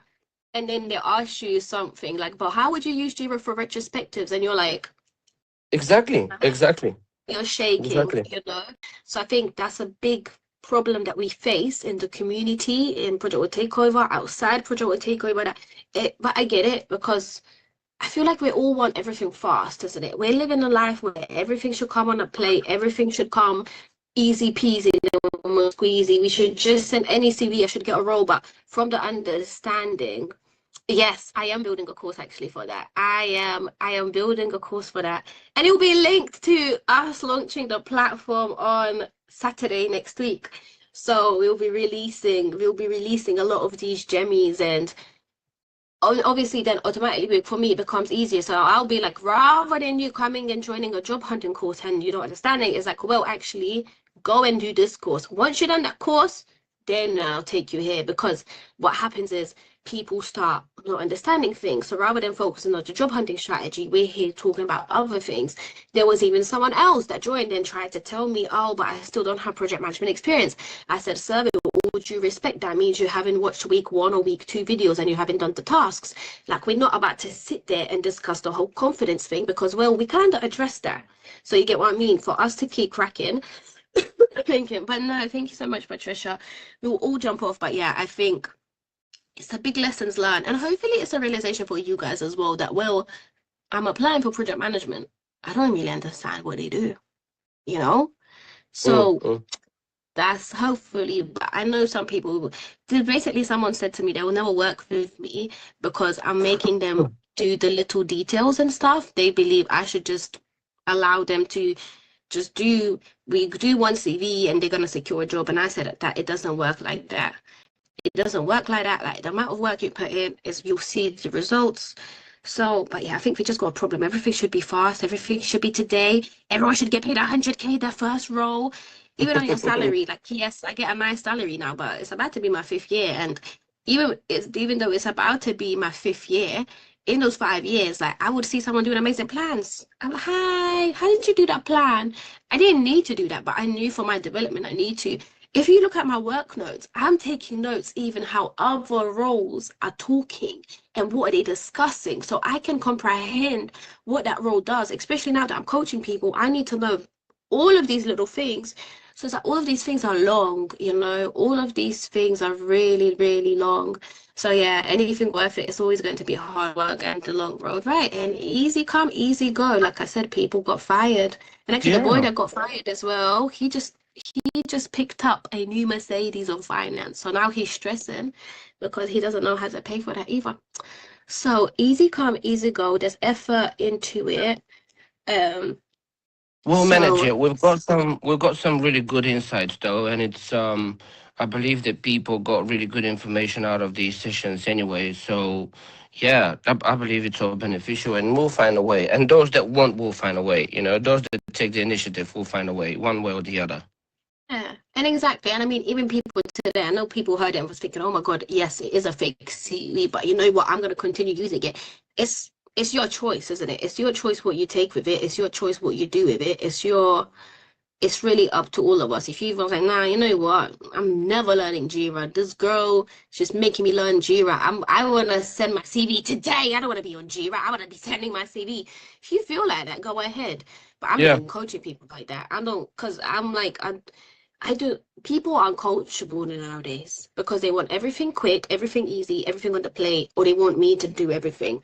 So I'm at a point where I'm only coaching you if you're willing to put in the work. If I feel like you're gonna want everything fast, I'm not coaching you because those short-term results will not get us the results that we need. And then you're gonna be blaming me, whereas I kept telling you the things we need to do and you was fighting me. So if Mm. people don't agree to certain things that they need to do, that's fine.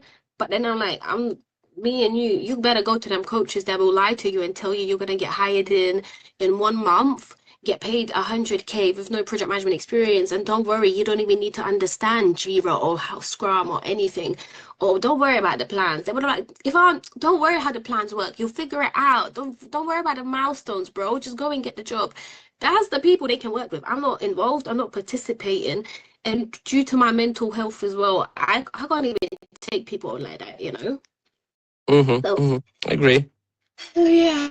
All right, now, my lovelies. Well, it was lovely to see you. Sorry we overran. I think I missed you guys. So I get attachment issues, and I wasn't making last week.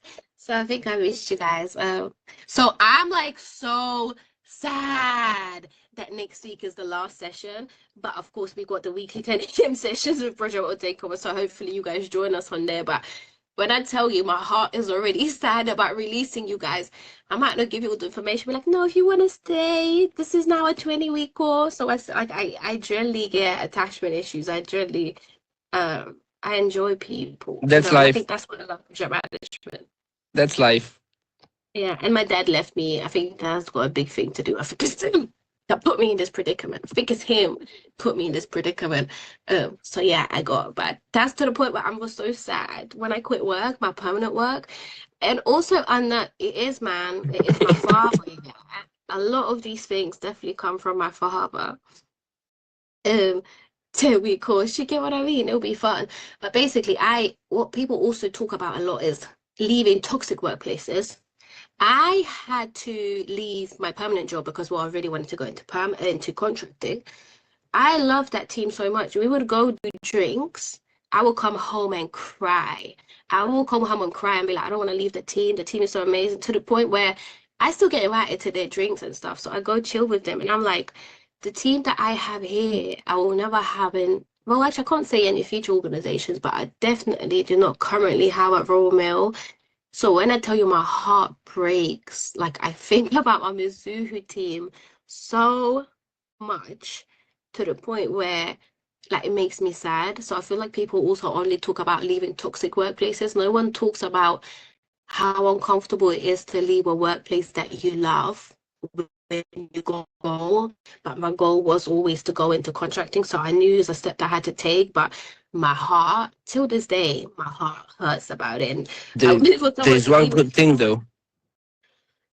I did the right There's thing, one and good even when thing. I left, and even when I left that place, everyone was casting me. Like so many people in my life was talking dumb, lazy. Why would you quit stable job? You was job now. You didn't have a job for 5 months. Because bear in mind, I was trying to figure this whole job hunting strategy. I wish there was a Gigi that told me, um, but now that I'm getting paid, people are like, oh, I want to do that. I'm like, no. Remember when you called me stupid for leaving permanent work? Stay there, stay there, stay there. But people will always have an opinion. People will always have things to the point that people that doubt you at that stage. But if you know your goals and you know what you want to achieve, it makes it easier to quiet down the noise, even though you still hear it. And don't get me wrong, there's been times where when I didn't get the job that I was like, oh my God, did I mess up? Like, why would I leave a stable permanent job and put myself in this predicament? But now I bought my first house. In that job, I would have never been able to buy a house right now. Not in a million years. So sometimes your goals will create noise from people. They'll always create opinions. And remember, it's that whole donkey story me and you, Yvonne, spoke. Like they will always have an opinion to share, But when you know your goals, it allows it to make it easier to do it. And hopefully people like Project will take over really allow you to um just realize that we're not here, oh, we are dumb. I'm just realistic, right? And that's why actually even for me to even tell people like, no, you actually need to go to a project support role, trust me, you need to. Because if I would put you guys in program directors, all of you lot, I would tell you to go for it. But we need to be realistic, because if we keep going for roles that is nowhere close to what we're doing, let alone, I think as well, people don't realize, like, if you want to go for senior project manager, you need to go and learn all of the project management, project coordinator, project support. You don't need to know all the details. So that's another thing. It's doable, but the work becomes different. So yeah, thank you. Look at me now. Just me here with my father issues. Actually, guys, my dad contributed some money to my house. So and it feels so weird. I felt weird.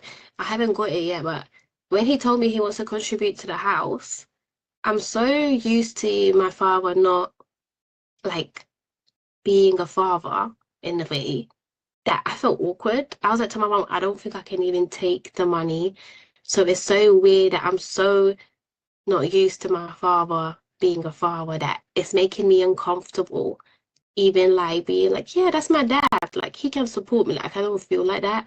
And it's gonna sound really, really, really bad. I don't really look at my dad like my dad. Like you see the love that I have for my mom. I don't really have that for I don't have that for my dad. But growing up, I was like a daddy's girl. Like my dad was my world. So I think when he left us, it's like that's when I had to turn off my love, because like love equaled disappointments, pain of not seeing him not being around and leaving. So I think that's why automatically now it's so weird. Like I can't explain it to you guys. I don't really look at my dad like my dad. It's so weird. And I know if he heard that, he'd be so heartbroken. But then you obviously have to be realistic, right? If I was with you till I was 5, and it's so cute, he would be like, "Remember when you was free and we did this?" I'm like, "What? No, I don't." Like, how would you expect me to know all the memories from like 2 years old? Um, so anyways, that's why I should go back into permanent work, because clearly that therapist that they paid for, I clearly need. I clearly need. So, but in reality, I mean, all of us probably you see these things, and hopefully me open up with all my little things, even though I joke about it, it's obviously clearly a wound in my heart. And that's another thing. People do have that. People do have these lives, and that's where emotional intelligence comes up in at work. So, even when people, let's say, start talking about like their daughters and stuff, I've noticed there's some dads that like notice that I'm like, oh, they're so cute. Like, and there was even someone like, oh, you know what, G, like I know that meeting was probably hard for you, because I love when kids have parents and they do all these beautiful things. But deep down, the little G in me is like, oh, like I wish I had that, you know? So even I remember we had that discussion and someone spoke to me, or actually even last week, I end up leaving the meeting in the middle of the meeting because it's February is heart month. And basically we were talking about CPR and all the defibrillators and how to save people from heart attacks. My friend actually passed away from a heart attack. So when I tell you that session triggered me, I had to leave the actual meeting and just cry. Like I've never cried like that at work like before. And even then it was so cute when you could see like someone even came and got me from the toilet to like look after me. The big boss afterwards was like, are you okay? So it's like those little things, like those little emotional intelligence, when you see someone's crumbling, when you feel the tears in their throat, are you going to be able to support the team, or are you just going to care about Jira? Because at the end of the day, I believe Jira, Epics, risk management, governance, as much as I love it, I believe all of them are irrelevant when it comes to people, because we work with people, right? It's not all about Jira. It's, are you able to do that? Are you able to notice when people feel unappreciated? Are you able to notice when people feel under pressure? Are you always also able to realize that sometimes the way people, your stakeholders respond is actually not you? So I basically changed one status report.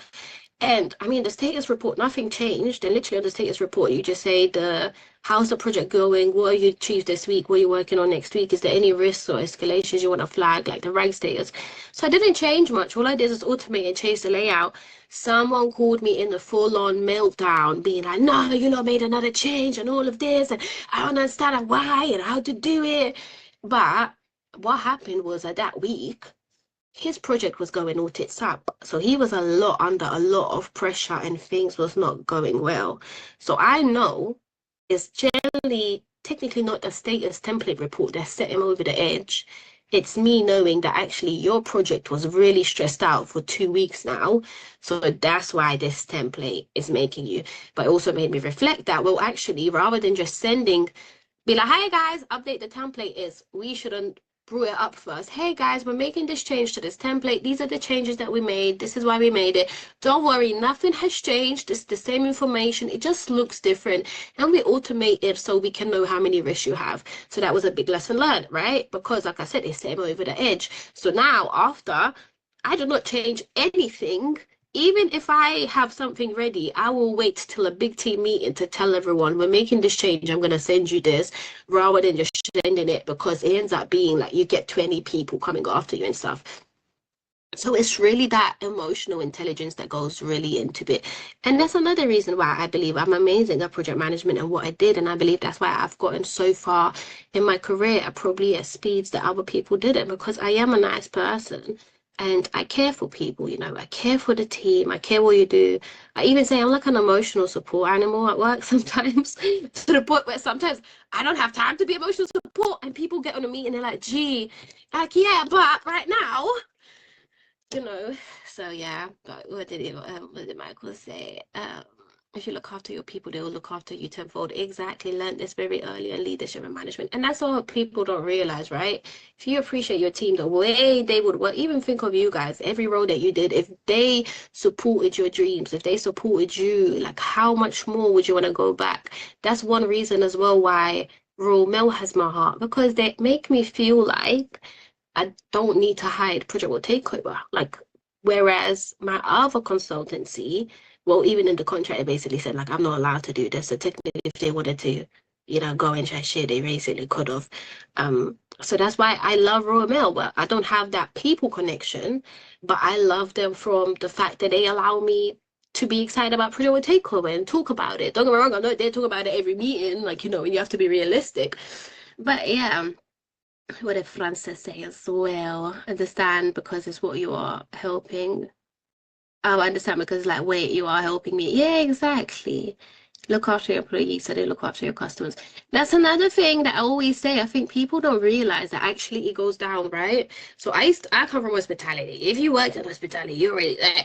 The way they treat us, yeah, to the point where when I joined project management and we would have issues, and the way people would be articulating themselves, I'd be like, I would have probably got hit in my head in hospitality if something like that this big happened.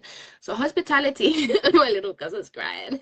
She got the same PTSD. I sent her to the same weddings I used to work as kids. But essentially hospitality is ruthless.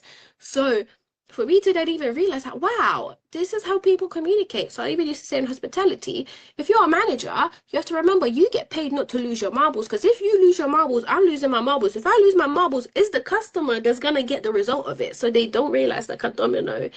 It's like a domino thing. So yeah, sorry, man, you got your hand up. We'll do it and then we'll jump off. This turned into a good. This has been a good therapy session, guys.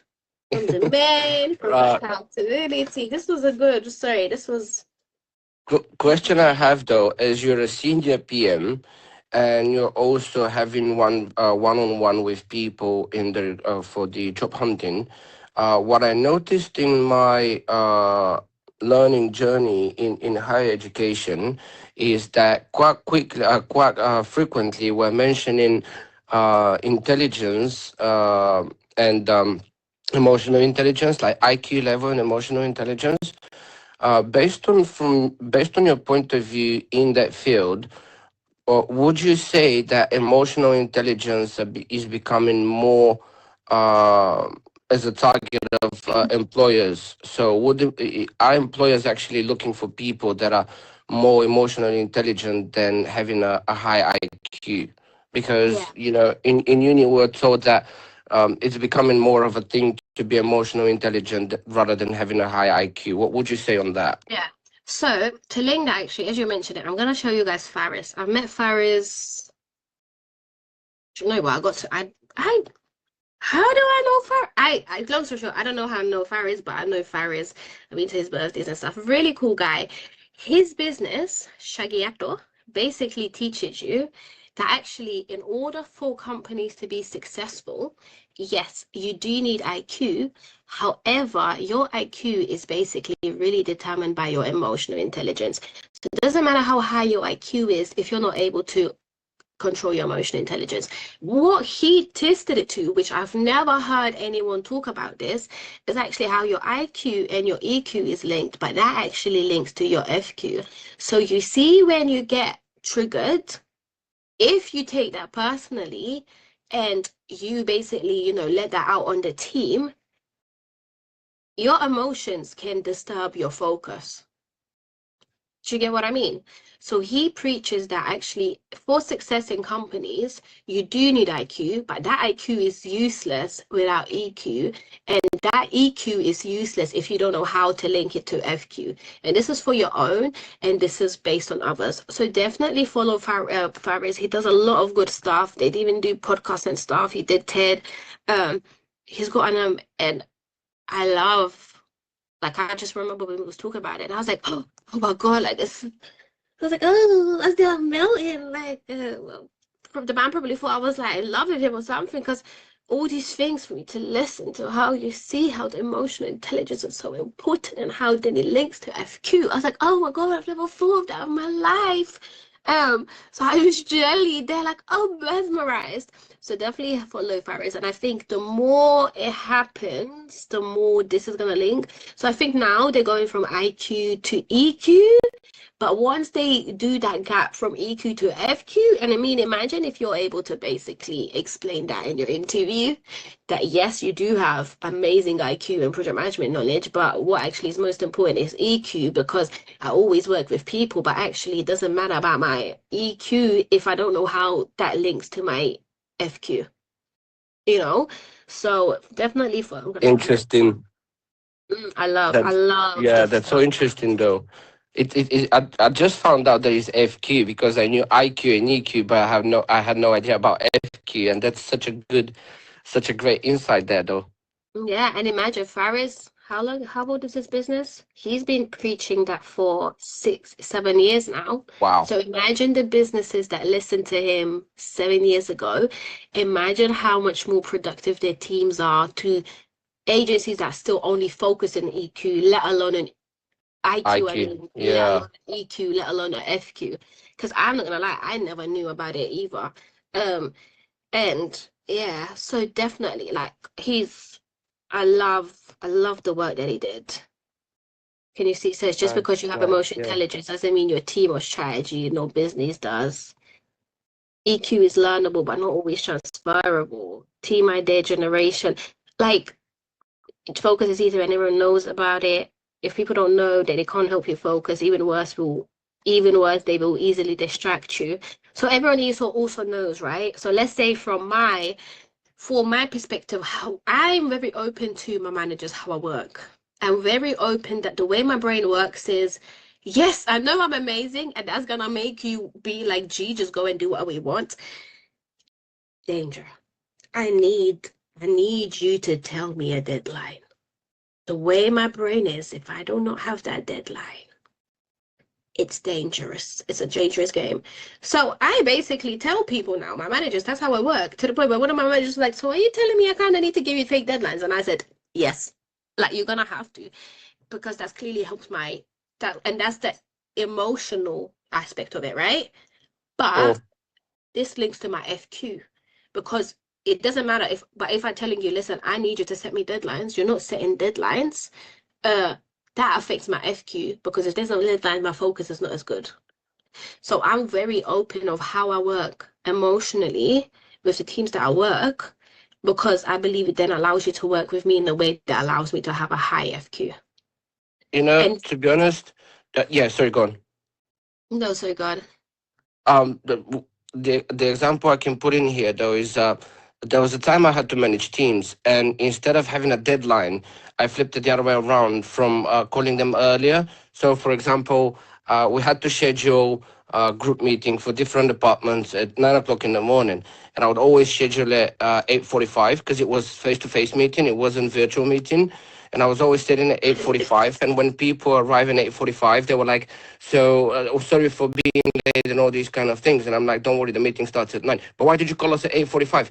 Because we're living in London, and there is always something on the way. And the bus got punctured tire, and the train got a punctured tire. Because some people might have that excuse as well, which is not, absolutely ridiculous. But there is always things that will slow you down for some reason, and that's why I always put like quarter of an hour up front before the meeting, so people can actually turn up on time. Because some people come early, which is half an hour before. Some people come on time, which is quarter to 9, and some people will be slightly late.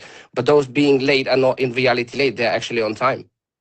Yeah, and to be fair, I think I need to encourage that, right? Because even today, I think we spent like good 10 minutes just like catching up and aligning with people, and okay, Yeah. let's put the little thing. So I think I need to encourage 10 minutes or 5 minutes during before, and we wrap it up 5 minutes before the end, so it allows me to jump from that meeting to the next meeting. So yeah, it's a big thing. But yeah, I love Faris, and I believe because I got so much going on, I haven't been able to really. What I want to do is sit down with him and be like, listen, bro, like let's do stuff for project management. But you know me, I just haven't had the time to think about it and how to encourage it. But if we start doing this at your start of your career, like you said, no one even hears about FQ. So even you linked that in your interview, they're probably like, what? That's so true. Blah, blah, blah, blah, blah. Grab the attention. You can use that in your example. So imagine if you're doing STAR, but you're explaining how you went from EQ to EQ to whatever, EQ, IQ to EQ to FQ. Yeah, so imagine that if you linked it like that, you got the attention for sure.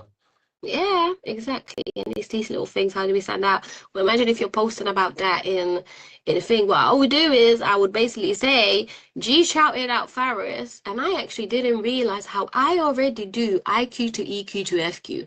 For now, because you shouted me out in your LinkedIn, all of your posts appear on my LinkedIn. Because you shouted out Faris and you shouted out me, he knows that the connection came through me, so he's more willing to, let's say, feel like, okay, like they see how you got there. Then if you end up posting about that, like automatically it goes up on all Faris's people. Network. Yeah. The network. Yeah. So I'm not saying start going and randomly spamming everyone, that it doesn't make sense. But if you can link it to something, if you can link what you know to someone that someone else knows, honestly, guys, you need to be on LinkedIn. You need to be on LinkedIn. You need to be on LinkedIn. Same and We are. same and We me are. too and me too and me too. I'm doing good compared to, like, say, someone who's not on there, but I can do much better. But yeah, all right then. Well, 2.5 hours. So officially, I've done today then, from 10 o'clock till here. How long is that? 12, 6 hours. Many, but we've got plenty of insights though, and it's such a productive day again. So can't complain. Yeah, and I guess it's from all different perspectives, isn't it? 10 a.m. Yeah. was a cool perspective. 11 a.m. Project One, it was nice to align with them. 12, it was nice to hear your guys' business cases. Now obviously this was nice as well, and it was nice to talk Yeah. about audacity and how can we make a world a better place and make sure men help us get there. Thanks a lot, G. I really appreciate you today, and we'll stay in touch for the other stuff. Thank you. Happy Powder Nines once again. You're never alone. Project will take over is always with you forever and ever. Thanks, G. Have a good one, yeah? All right, bye Thank you all. so much. Bye. Cheers. Thank you, Bye. Gabby. Bye, kid. You're so cute, Ivana. How did you find it? Thank you, Adinka. It was nice. It was nice. It was nice, yeah? Yeah, it made me realize that, like, even though I was like trying to rush to find a new job, right? Like you said, I could get it in like next month, right? If I wanted to. Hmm. But it's like there's no point if I don't understand what the job actually does. And I feel like I'm not like I shouldn't rush it just because I want to get out of this one, you know? Yeah, exactly. We shouldn't rush it and we should understand it, right? And that's why I said, all right, then. Well, if you feel like you already can do all the invoices and all these, all right, then let's skip a stage. Let's go to the next level of seniority. But then again, you need to understand how that works and why, so that all the foundations of it. Of course, it's not as hectic as project management, right? So it's like you don't Yeah. need to go and learn Jira and all these different methodologies. But in a sense, you still need to understand what they do and you need to understand how you would do it and how would it apply to what you do right now. Exactly. Like some things, I asked Chatty to like kind of summarize like what I would need to know. And it was like things like they do things like service charges, scenario modeling, and like understanding just certain like aspects and I'm like I don't know any of that.